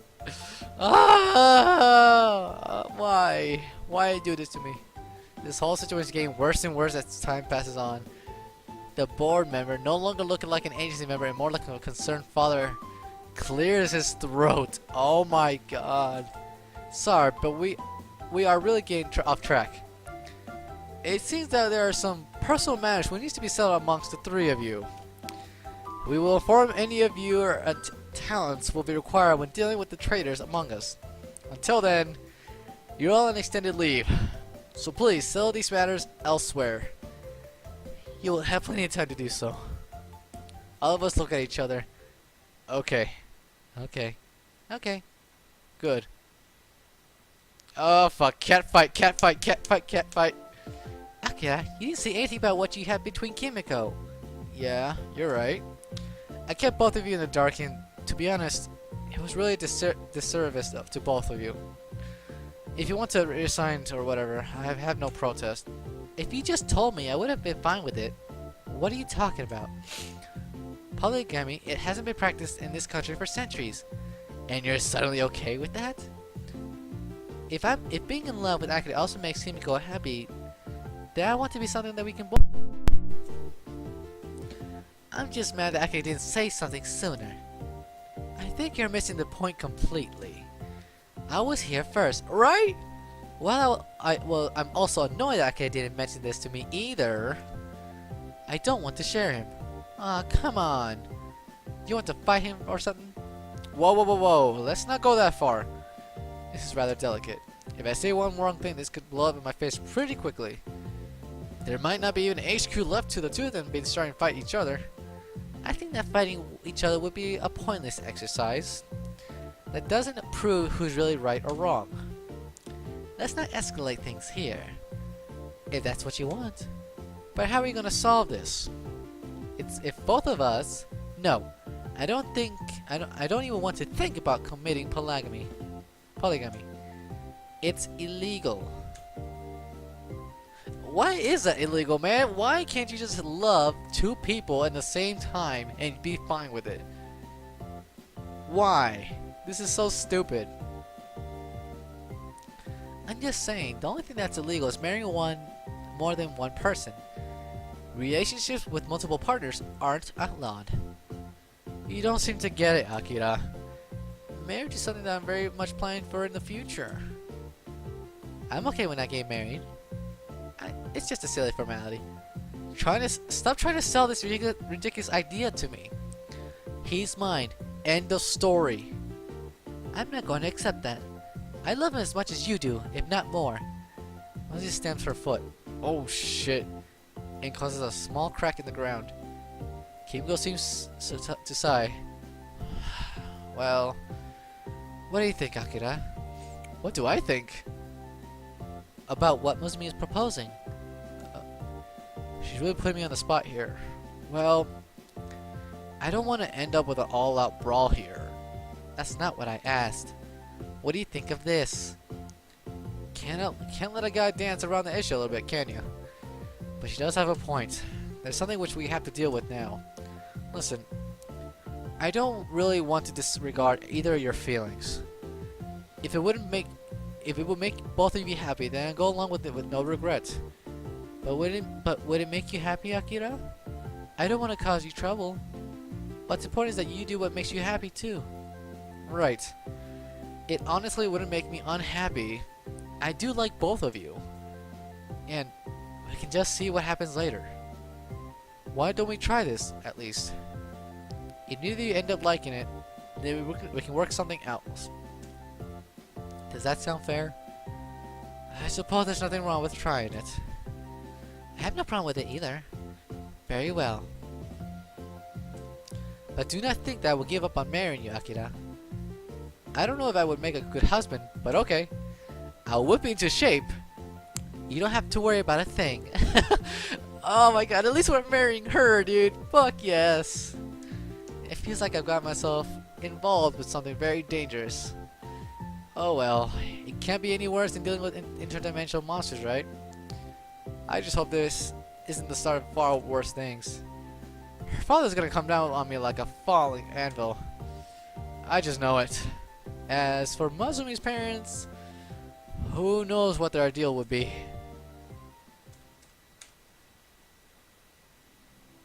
Alright, I'm not sure. I think this is... I'm not sure. I think I should end it here. But just in case, we're gonna pause it here. And I'll be right back if there's something else, alright? So we're gonna continue after this. So, just in case, thank you guys so much for watching. If you guys enjoyed, leave a like, subscribe, and I hope to see you guys in the next episode of Sakura Agent. See you guys later. Goodbye. Despite everything, we decided to head back to the apartment. With all three of us here, we should be relatively safe. Even though we're on holidays, we can't really relax yet. We don't know what if that other group is going to try and take us hostage. You know, after all that tension out of the last few days, why don't we play a game of poker? Poker? Why poker? I just thought it would be fun. And I happen to have a deck of cards right here. If we're playing poker, what are we betting? Do we have to bet something? Not necessarily. It sounds like it would be fun though. Why don't we play strip poker then? Fucking Akira. Strip poker? Hey, I was only joking. I'll doubt that. What are you doing, strip poker? You're actually interested? Well, every time you lose a round, you remove a piece of clothing. Whoever has the most clothes in the end is the winner. That sounds like fun. You actually want to do that? Yep, I think it'll be great for relaxing. Kimiko seems to accept it reluctantly. Fine. Let's get ready then. Okay, so oh my god, we're getting ready for this shit. Oh! We all gather in the living room. So you have to play... So you know how to play poker, right, Muzumi? Don't worry, I know how. And obviously Kimiko knows how to play. I deal the cards. Feel free to look at your hand. Elbows look. Muzumi's face lights up immediately. She obviously doesn't have much of a poker face. Kimiko doesn't change her expression. Looking at my hand, three of us, three threes, 1 6, and a 7. We all look around nervously at each other. I don't have a particularly strong hand. What should I do? Okay, so let's save this part here. I'm gonna say call. I call. 3 of a kind. As I reveal, I see Kimiko grin. Got you. Oh my god, damn it. Kimiko also reveals flush, full house. Damn it. Don't worry, you don't have to remove any clothes. Kimiko smiles at me. Damn it. Let's do the next hand. Kimiko deals this time. Looking at my hand, I see 4 of a kind. Looking at the other 2, they don't seem to be giving anything away. Let's call. I call. Call. Fold. We all reveal our hands. 4 of a kind. Kimiko has it straight. Oh, you got me. Time to remove that blouse then. Fine. Woo! Shit! She ranges her blouse into her lingerie top. You taking the first hit, Kimiko. Next hand. As I deal the cards, Kimiko makes a nervous look, while Masumi looks confident. And my own hand is full house. I think we should call this one. Call. Fold. Call. Masumi reveals a 2 pair. It's then I reveal my hand. Aww, I was hoping to trick you. Masumi is a bit more cunning than she seems. Time to remove something. The first thing she removes is her jacket. I'm making some progress. Well, have to see if I can get both of them. Next hand then. Kimiko deals this time. They're keeping their poker faces on this time. I can't get a good read on them. My hand is a high card. There's no way I'm going to beat anyone with this. Yeah, let's fold. None of them are... It seems like they got something good. Fold. Call.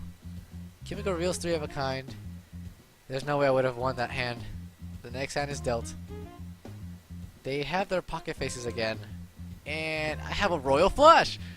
If I can convince them to play, this is a sure win for me.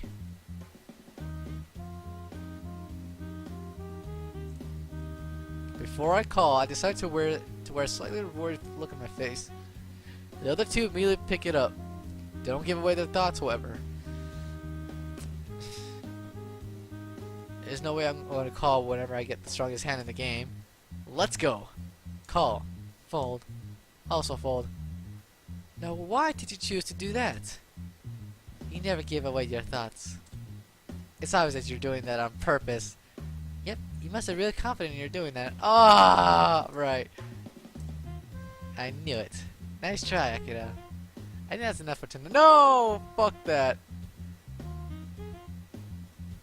Hang on. Hang on. I gotta... Where's the first one? Ah. What was this one? Yeah, fold.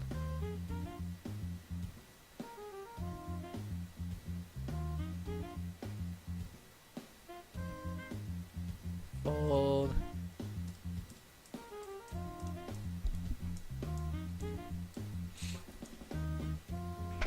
Alright, just play it cool. I have to get them fucking naked, man. It would have been better not to give myself away. I do not react to my hand that well. The other 2 also give nothing away. There's no way I'm gonna call when I have the strongest hand in the game. Let's go. Call. Call. Call. Masumi reveals 4 of a kind. Kimiko reveals a straight flush. I was sure I was gonna win that. Not this time. And what about you, Akira? I reveal my hand to the combined shock. A royal flush?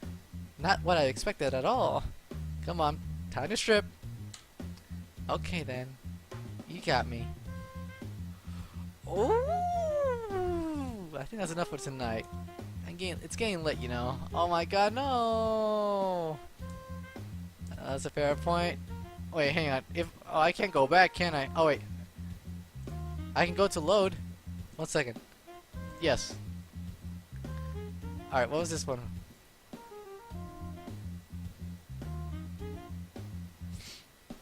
Sure. Did I call or did I fold?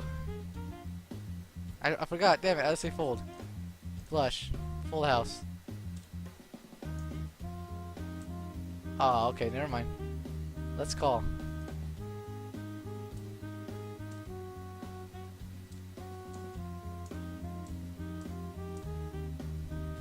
Oh, okay, so never mind.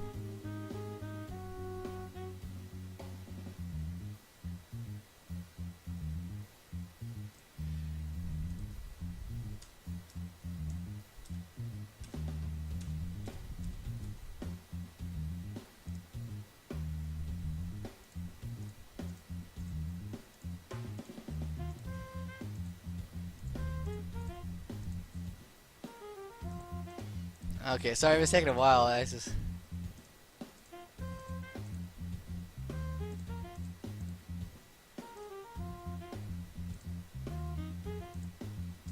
Alright, hurry up and just.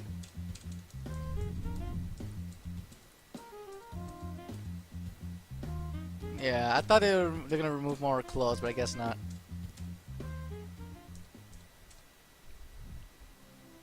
Last night's poker game was fun. No one attacked us during the night. However, I'm dealing with a fair worse problem than this morning. I don't want to cook breakfast for him today. I'm afraid that's already I already beat you to that. Kimiko's already gone to extreme lengths this time. Oh my god. You didn't have to cook me a feast. I didn't have to do it, but I chose to anyway. So please, eat at your heart's content, Akira. Seems like she's gotten more serious about making me her husband after what happened yesterday.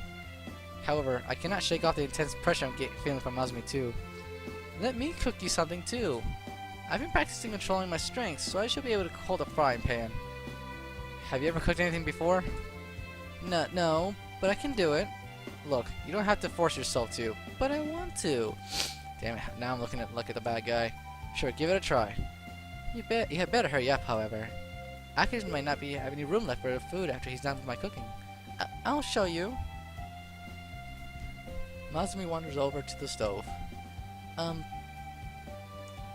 No, I'm not going to stand around and wait for the disaster to happen. Why don't you let me help you, Mazumi? No. I can do it. I just need to work it out, that's all. She seems to be swearing bullets from where I'm standing.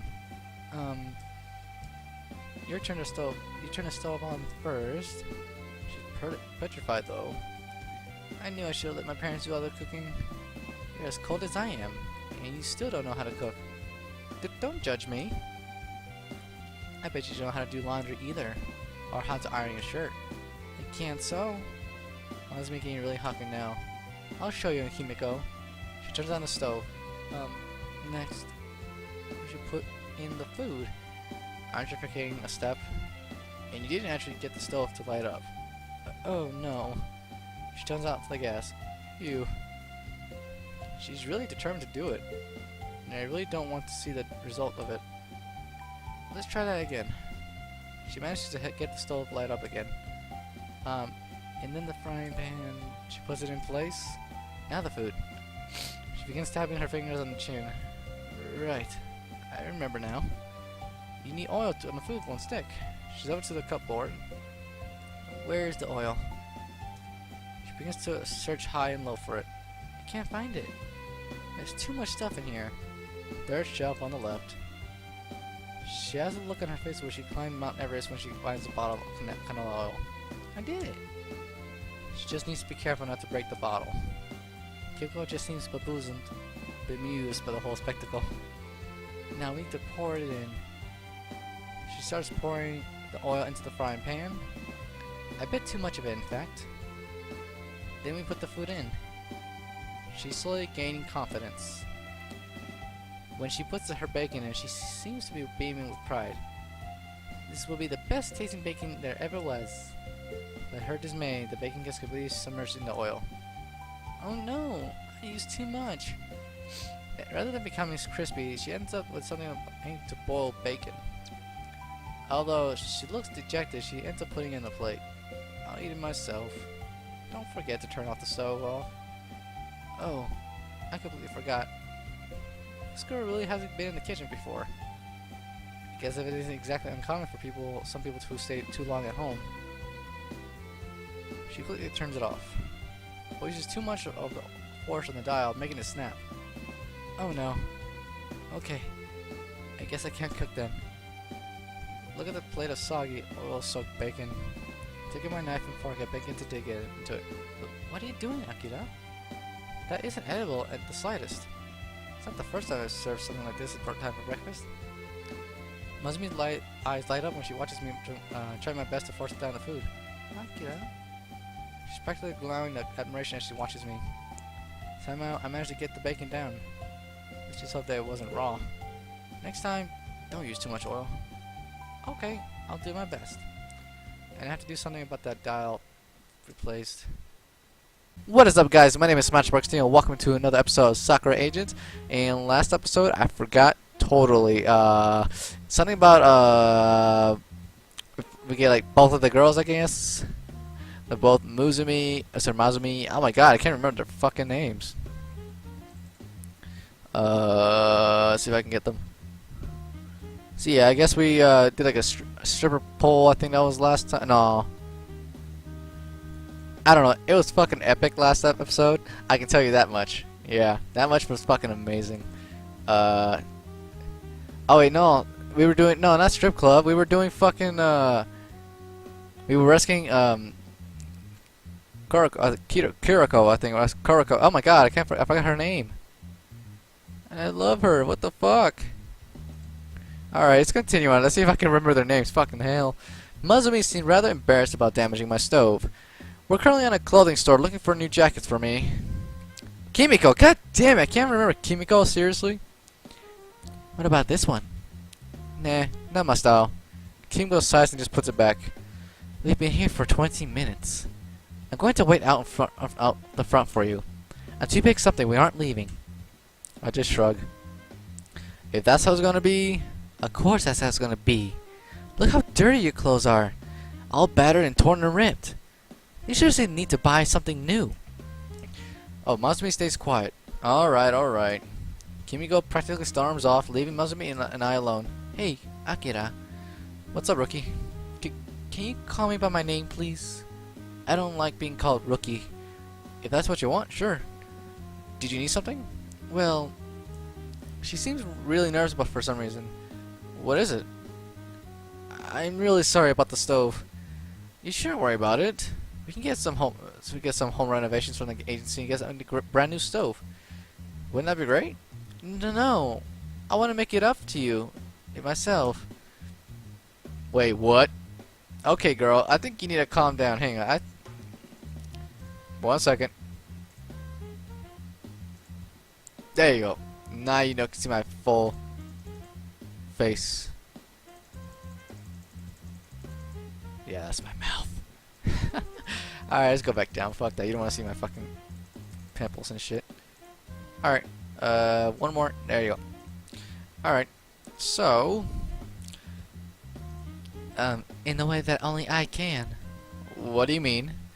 I noticed her hand slip underneath the waist of her jean. Like that. Despite myself, I can't be a little enamored when she says that. You want to do it in here?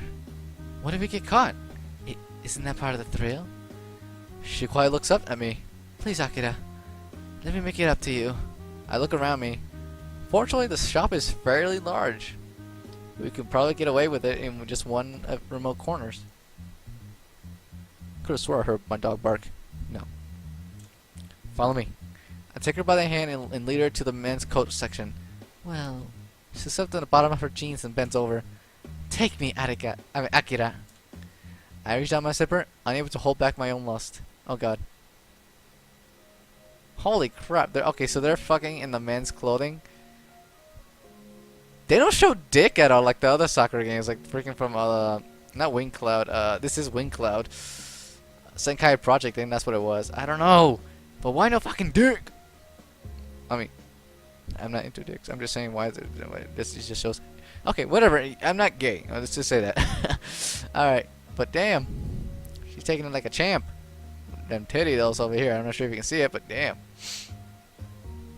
Oh, she has her fucking panties down. Oh my god. She's enjoying that shit. I mean, what girl wouldn't? She presses her hips against the front of my dress pants. Despite herself, she's managed to do it just gently enough. I pull her mirror lingerie out of the way, exposing her lingerie lower half. You're this wet already? You really are a bad girl, Mazumi. I'm not.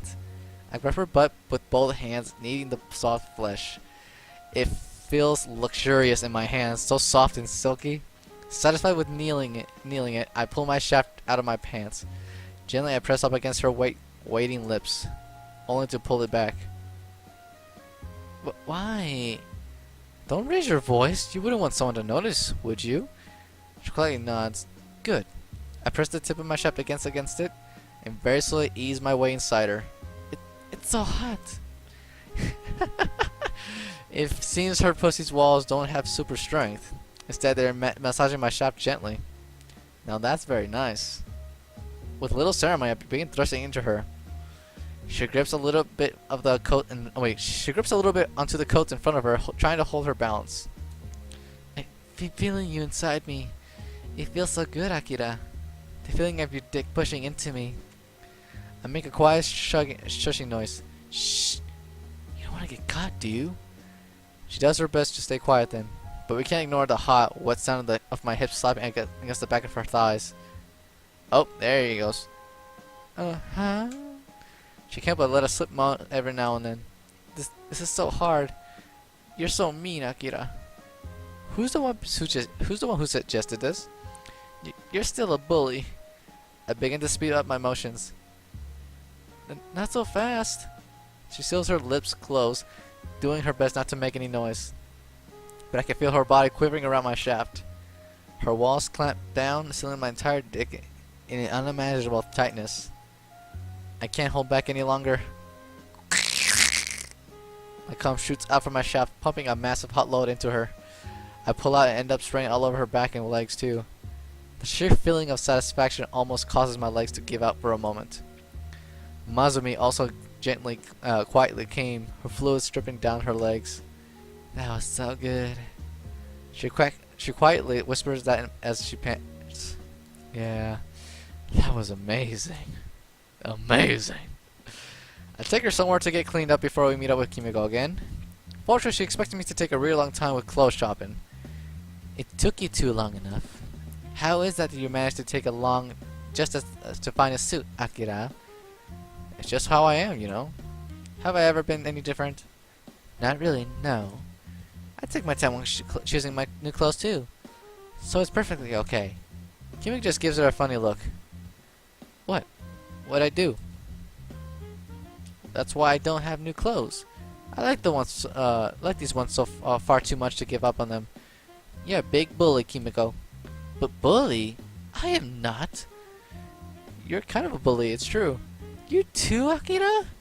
See? You're a bully. Akira agrees too. Kimiko just shakes her head. I swear. It's not unreasonable to expect Akira to actually maintain a semblance of human decency. He's running around in rags that's hardly suitable for an agent. There's nothing wrong with old clothes.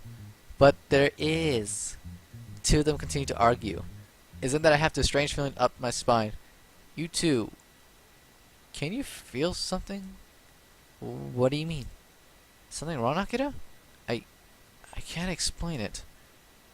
You know that feeling when you get when it feels like a storm is about to hit? It's kind of like that. That can't possibly mean anything good. Isn't it the feel the ground underneath us rumbling? Get off the street! I wish both of them off.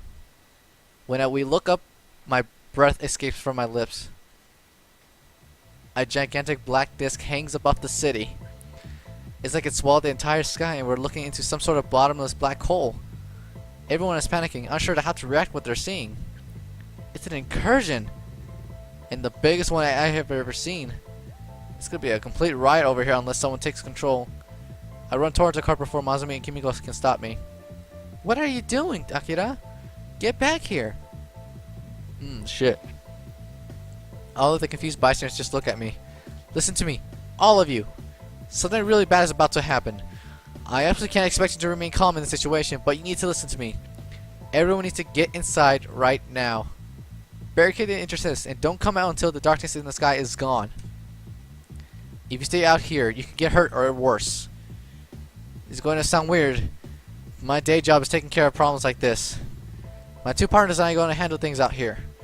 Any questions? All of them just remain silent as they continue to look at me. Good. Find somewhere to take shelter. It doesn't look like it's going to be over in a short amount of time. While they aren't exactly panicking, it seems like they have calmed down a bit. People quickly get off the streets, abandoning their cars and taking the shelter from the incoming storm. I jump down from the car and head back to the other two. That was surprisingly level-headed thing of you to do, Akira.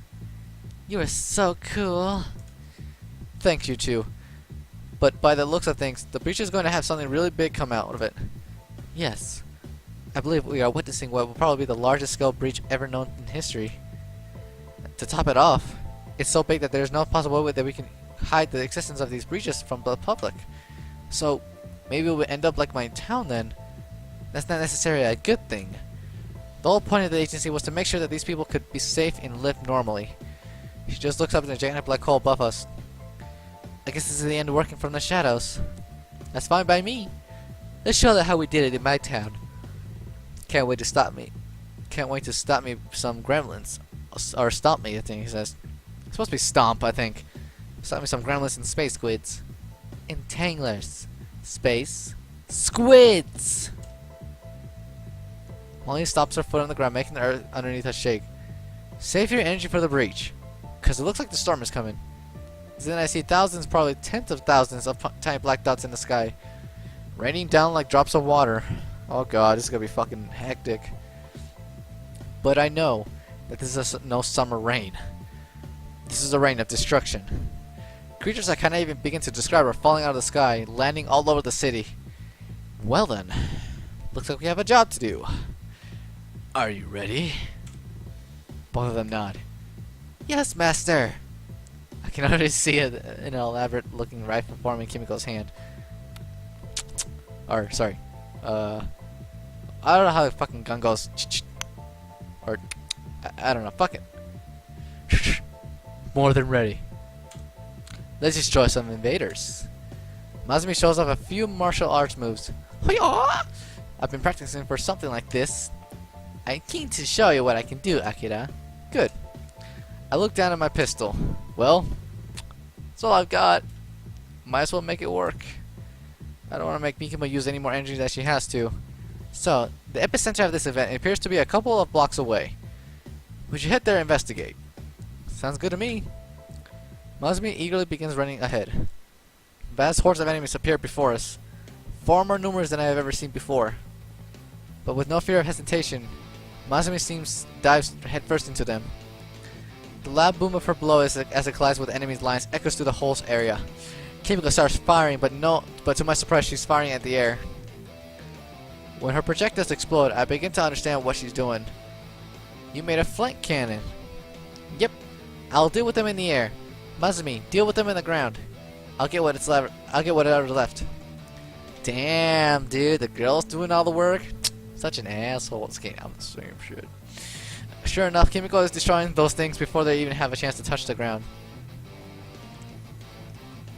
And if they do manage to get past her, Mazumi obliterates them with her bare hands. I'm firing where I can, doing my best to help mop up whatever is left of these creatures. But, despite our efforts, we seem to be losing ground. The sheer amount of these things coming out of the breach are overwhelming us bit by bit. Hey, no fair, you guys keep getting reinforcements. Then she stomps on the ground, seemingly as hard as she can. Anything caught in the blast radius of her stomp is flung aside like ragdolls. That way is clear for now. We need to push through their ranks. Are you crazy, Akira? There's no way we can do that. The ranks are already closing in, the gap which must make growing smaller and smaller. It's weird, I can fucking sing lyrics, but I can't read for shit. Mazumi, keep their ranks open. Got it.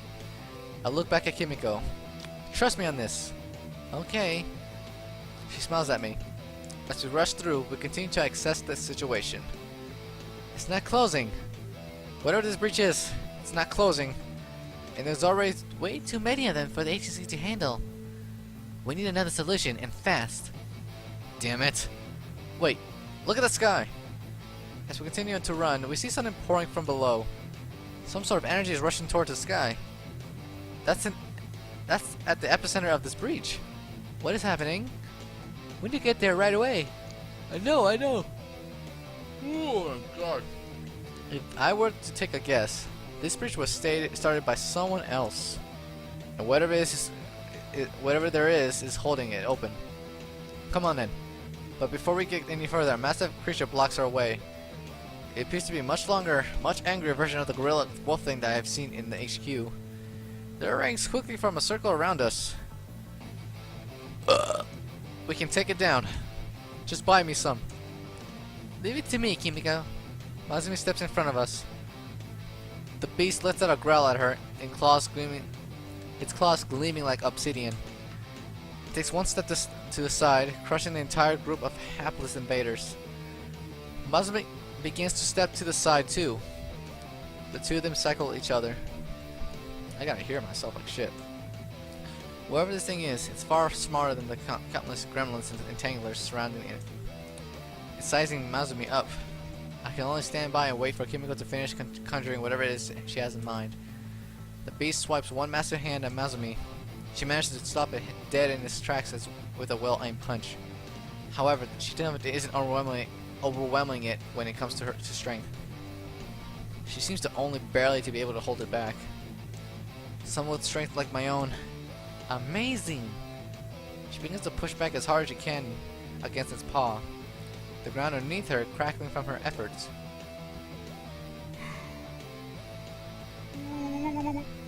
Said that it steps back and swipes it other than her. Oh my god! Instead, it steps back and swipes its other hand at her. She slams both palms into it, the force being enough to make it stagger slightly. They begin to trade blows, the sheer force of their attacks sending nearby invaders flying. But Mazumi doesn't give any ground. I hope you're gonna have that weapon ready soon, Kimiko. She actually looks like she's getting tired. Getting tired? Don't worry, I just need to concentrate. This guy's really strong. Isn't that one of the blows makes Mazumi stagger? What? She doesn't recover in time for the next blow. It slams her into her and sends her flying to the wall. Ow! I felt that, you bully! Seemingly quite angry, Mazumi gets back up and charges at the creature. Almost. And then I see one of the invaders sneaking up on Kimiko. A gremlin of all things. I smash into her ugly face with my boot. I'm not putting up with your nonsense right now. It's done. Oh. I've seen this weapon before. Really? Not that, Kimiko. Just get out of the way. The distinct humming of the weapon begins to echo through the air. Mazumi, I'm going to open fire. Right. Mazumi dives out of the way, leaving the creature completely exposed. Check out this railgun! The payload of the railgun fires. Even the very air around us is forced away from the incredible power of the shot. It blows a hole but clean through the creature. And the sheer pressure of it's enough to almost scatter the ranks of the lesser invaders. However, Kimiko looks completely exhausted. She's panting heavily and looks like she's about to faint. There. We can keep going. I pick her up and hoist her up my back. What are you doing, Akira? There's no way in hell that you're going to be able to keep up with it in your current state. Don't worry, I can carry you. Okay. Mazumi sees us and pouts a little bit. I want to be carried like that too. Not right now, okay? We need to go. Okay. She continues to plow through the enemy's ranks, but she looks quite annoyed. After a long walk, we finally arrive at the epicenter. And needless to say, it doesn't look good. Those same soldiers that I saw before are swarming all over the place. It's them. The rival group? And they're the ones sustaining this rift. I see a massive metallic pillar embedded into the ground. Embedded, I think it's called. Some sort of energy is surging from it and feeding into the breach above us. We need to destroy that pillar. Leave it to me. Wait, Mazumi. I put my hand on her shoulder. What? It's not like they could stop me. You don't know that. Then we can see some more of the gigantic beast from before patrolling around the pillar. Oh, I see. Mazumi puts her head back down. I don't think I can fight off that many of those things. And I definitely don't have enough time to be able to pull up another railgun. So we can't destroy it from a distance. Well, we're gonna need a plan here. But how? Can you start thinking of something, Akira? Just pull something out of the portal and use it to blow that up. No matter how much I concentrate right now, I don't seem to be able to make anything happen. I can't do it. Damn it. Can't hold back. But it's then that Masumi suddenly looks like she's really tired. Masumi? I'm fine. Don't worry. She doesn't look fine at all. I suddenly feel really weak. To confirm my suspicion, I turned to Kimiko. Can you conjure something right now? Anything will do. Okay, how about a playing card? Kimiko concentrates, but nothing seems to happen. How? Our powers. They aren't working. Something isn't right here. But if we don't have our powers, doesn't that mean we're just ordinary people right now? All of us look around at each other. It must be because of that pillar. It's nullifying our powers somehow. This is bad. I don't know how to fight without my strength. Akira, what do we do? I looked down at my pistol. Well, I pretty much said it for the most of my life that I'm just a guy with above average luck and a gun against all odds. Don't worry about a thing. I got this. Wait, Akira, don't do anything reckless. Masumi grasps me by the hand. Please don't go. Her grip feels so weak now. It's almost tragic to see her this way. But who else can pull it off? Both of you have been saving my ass this whole time. I'm only an ordinary man, and being able to make portals sometimes doesn't help as much as you think. So, you two sit back. I'll show you how to stop an invasion. Don't worry. I'll come back. Two of them just sit there and look at me. You better come back, Akira. Yeah, you better. I give them a smile, and then begin approaching the epicenter. I just have to hope that my luck holds up. Obviously, I'm not going to be able to win with brute strength. They have those gigantic beasts protecting the pillar. Not to mention that every single one of those soldiers is armed to the teeth. Maybe I can pull something else through a portal. Kimiko and Mazumi's abilities are nullified when we get close to the pillar. But maybe I could pull something else out which I can get me through this. If what I theorized before was correct, then asking for something which could help me destroy that pillar, what repercussions could it have? Repercussions, sorry. Damn it, there's no other way through. Though, I get far enough away from the pillar to use my ability. Reaching around the bridge, I pull out... What on earth is this meant to be? It looks like some kind of brightly colored gem. I, for the life of me, can't even fathom what the hell this thing is supposed to do. Do I throw it or something? Well, if I desire something, then the portal gives it to me. So perhaps this is the key to stopping the pillar. As I hold it in my hand, it starts to glow brighter and brighter. What the hell is this thing doing? They have come for you too. Who said that? I did. You're holding me right now. A talking gem? While I appear to be a gem, the true form is something else entirely. Oh god, please tell me it's something like... Okay. I was drawn to this place as I heard the sound of the invaders. Through you, I am able to materialize in this realm. That's all well and good, but what are you? I am being akin to the beasts you see pouring out of the portal. They are a species which invade and consume mindlessly, theoretically infinite. Let's just say that I represent interdimensional forces which do not like them in the slightest. So, are you willing to do a deal with me? A deal? Yes, you want to stop them, don't you? Of course I do. But there's no way I can reach them from here. I can do that for you. Really? How? I will use your life force as a catalyst. Through you, I will be able to overload that device. In essence, I am an amplifier of your own powers. So, I can potentially die if I use you? That is correct. It will all depend on your own will to live. I look up in the skies as more and more of those things pour forth. I don't have any other choice. Do I? There is always a choice.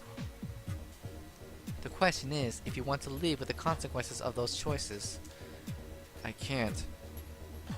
Then you have already made your decision, have you? Focus your energy into me, and I will grant you your desires. I should have known. The solution, but it isn't a good one for me. But there is another choice. Not for me, at least. Okay, let's give it a try. As you wish. This will be the last time we speak. Because I'm going to die? Not necessarily. I'm just not fond of this dimension. But I love the invaders. The enemy of my enemy is my friend. Yeah, do it already. As you wish. The gem begins to burn in my hand. I find that my fingers uncontrollably curl around it, holding it tightly in place. Searing pain begins to pour through my arm as a bright red light begins to shimmer from within my closed fist. All the soldiers have immediately noticed the speckle and are opening fire at me, but the bullets don't reach me. A massive electrical bolt comes from my hand, aimed at the pillar. The power surging through it splutters, and then it implodes into itself. The pillar seemingly disappears from existence, and the power feeding from the breach disappears. But the breach isn't disappearing. Didn't you say you wanted to stop them? Your mere life force is enough to close that breach too, as you call it. I have simply done what I can with what I have. Damn it all. Very well then. I wish you luck. Don't go. But I already can feel anything in my hand.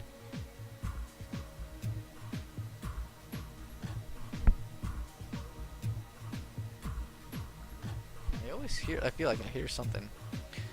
The remaining soldiers are recovering from the shock of having the pillar destroyed. They're circling around me. I can't move at all. That gem really must have taken the life out of me. I guess that's it then. Well, I got what I wanted. Guess that's fate that I won't be able to achieve without paying the price. Except that I hear the sound of something firing. I turn my head to see Kimiko advancing. Masumi is also incapacitating nearby soldiers. They quickly deal with them before rushing over to me. Akira! Don't close your eyes, Akira.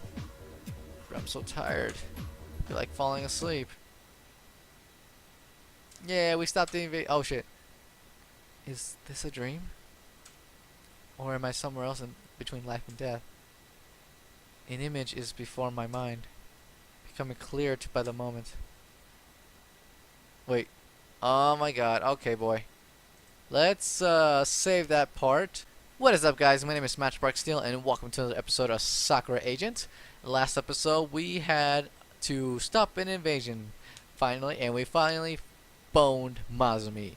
Oh my god, that was fucking hot. Yep. We boned Masumi. We haven't boned Kimiko yet. I'm pretty sure it's probably this one. But we're gonna see how it is, because it says force myself to wake up or enjoy it for the moment. Let's enjoy it for the moment, right? I decided to drift into it. Now that the image becomes as clear as day. Whoa! Well, what?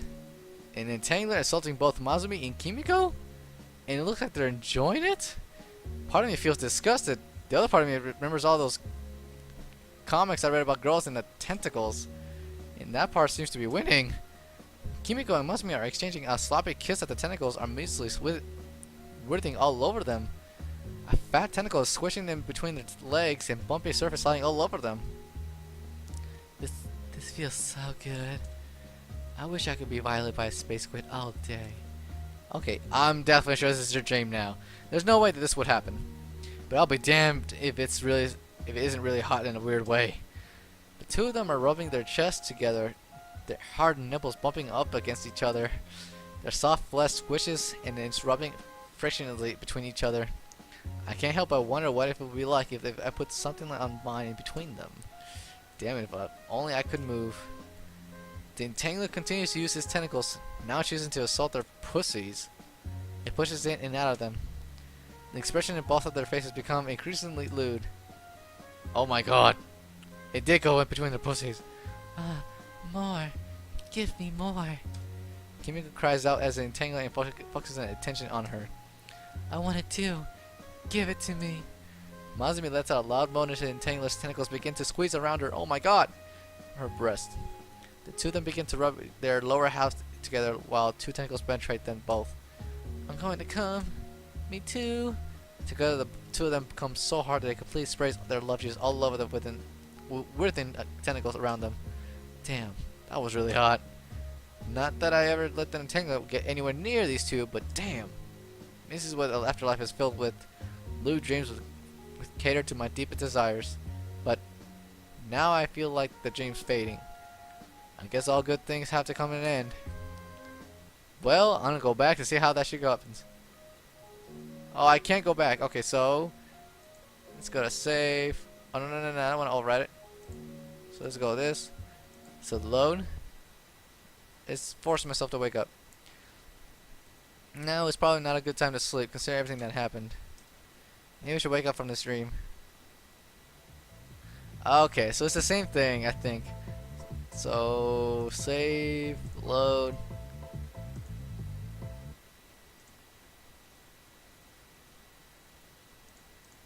Alright. Yep, and yep, skip.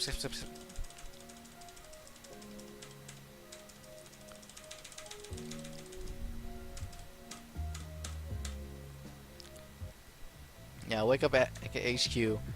I can't help but outgrown a little bit when I try to move. It's as if I've strained every muscle in my body. There's two people sitting by my side. Kimiko, Masumi, Akira, you're awake. Akira! Both of them look like they have been crying. What happened? You don't remember anything? Last thing I remember was that we were at the epicenter of the breach. But anything after that, that was fuzzy. I feel like I did something really stupid. So you don't know anything about the red lightning or how you destroyed the pillar? Yeah, it's like you suddenly developed the superpowers out of nowhere. I don't remember. Sorry. I try to move, but it hurts too much. It definitely feels like I did something really stupid, though. Damn right you did. You almost died, Akira. You stopped breathing for a while. I was so scared. I'm sorry. I really am. But somehow I feel like I did something with my power and nearly got me killed. I think that I shouldn't use it again. What happened to the breach? Well, after such a widespread event, it's obvious that it can no longer be hid from everyone. So the agency will be going public soon. Yeah, it'll be like my hometown. Everyone's going to do their part to help it handle the incursion menace. That's what the plan is, at least. I hope that everyone is going to be able to handle it. Who made this decision? My father did. The traitor on the board was also discovered and they are interrogating him to learn what they know. Overall, despite the massive damage to the city, everything seems to be going okay. And it's all thanks to you, Akira. If you hadn't stopped that breach, there probably wouldn't be a city left. I see. That's good then. I just want to go home and enjoy some time off. So, you worked out how you use your power then? I don't ever want to use it again. Why? Wasn't that the reason you were able to destroy that pillar? Yeah, but it almost got me killed. It almost got me killed me. Didn't it? Oh, pressing the wrong button. I don't want to keep taking stupid risks like that whenever the situation gets bad. You have a point there. I don't know what you did, but it obviously had something to do with your power. And yet, it nearly killed you. I think until we can understand it better, we shouldn't come to rely on it. I absolutely agree. Damn. I wish I was in a hospital bed right now. Unfortunately, there are a lot of people who were injured after that happened today. We simply could not find you a place to lay you to rest. But you seem to be okay. I'm not dead. I'm not sure about okay. I can't move my body at all. Looks like I have to carry you then. Don't worry, I've done it before. Don't think I'm gonna let you carry him this time. You brought him here, so I'm gonna take him back. She begins to control what appears to be a wheelchair. Oh no you don't. Masumi seems to remain adamant about carrying me. I can't help but groan a little bit.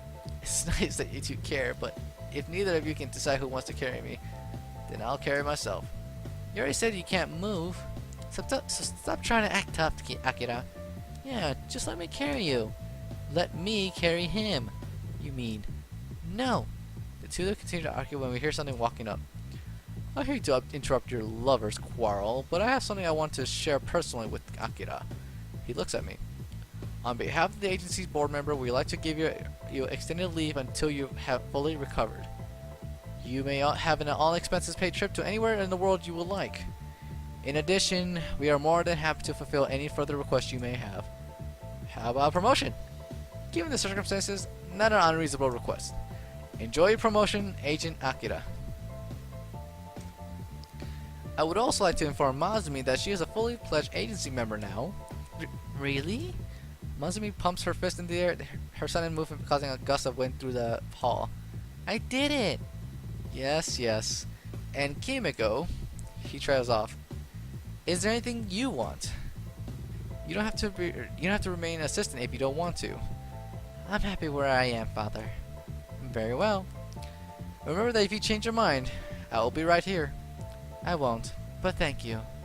As you wish. See you another time, Kimiko. It walks off then. Well, the next couple of weeks are going to be interesting. I'm looking forward to them. No more sneaking around, we'll be like superheroes. I never did like the idea of being a superhero. Might as well just roll with it if it happens. Since there's no beds around here, maybe you can take me home. I'm cool just to lie down and forget about things for a while. Good thing that I'm on leave. Again, this motherfucker, yeah! We still haven't decided who is going to carry you. Yeah. How about you put me on Kimiko's wheelchair, and Mazumi can push me? I'm okay with this. I'm fine with that. Wait, what? Yeah. How about you put me on Kimiko's wheelchair and Mazumi can... Okay, I just want to make sure I read it correctly. The two of them are behind me the entire time as we are slowly leaving HQ. This has been one hell of an adventure, but it's definitely not going to be the last one. I didn't expect things to work out like this between these two, but I'm glad that it did. Let's go home. Kimiko leans over to whisper in my ear. You know, we had a surprise for you when we were going to come back. What kind of surprise? A threesome. Oh my god! She just says it bland. Keep your voice down, Masumi. We thought it would be a nice gift for you after you have what happened today, but you don't look like you're in the shape to join in. How about I watch then? Watch? You mean the two of them look at each other? Oh, I see. Well, I guess I could try it. I'm okay with trying it too. Right. Now this should be something great to watch. Oh my god. A real reward for all the nonsense I put up with. Oh my god. Oh my god.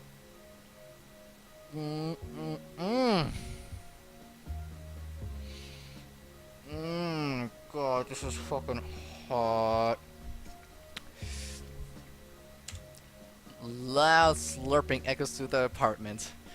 Two of them rest on top of my bed, performing one of my favorite positions I've seen in the old porn videos I've mined. 69.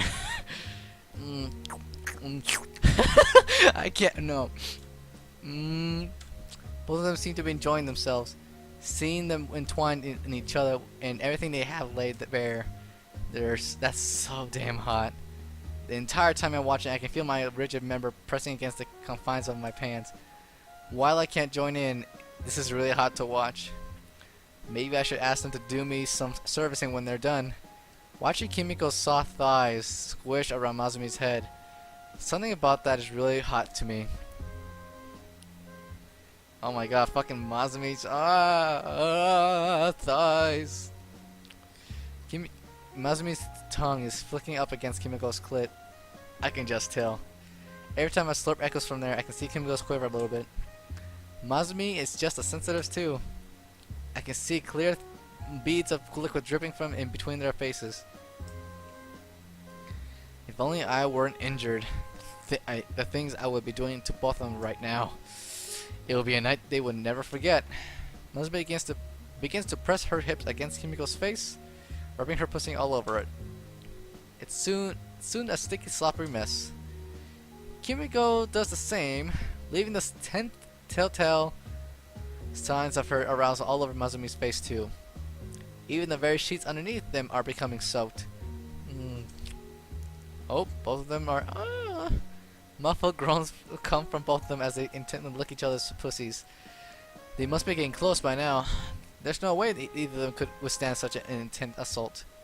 Sure enough, they're becoming even messier. I can't help but hold my breath in anticipation of what's going to happen next. Ooh, The two of them let out resounding cries as they become their fluids squirting all over each other's faces. It takes both of them nearly half a minute before they begin to settle down. They lay atop one another, exhausted from that effort.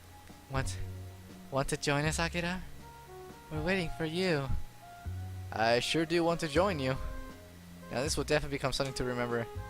They will be servicing all over, with a note to the end of the adventure on. Imagine how many more nights of this I'm going to be sharing with these two. Damn, I'm the luckiest guy on the planet right now.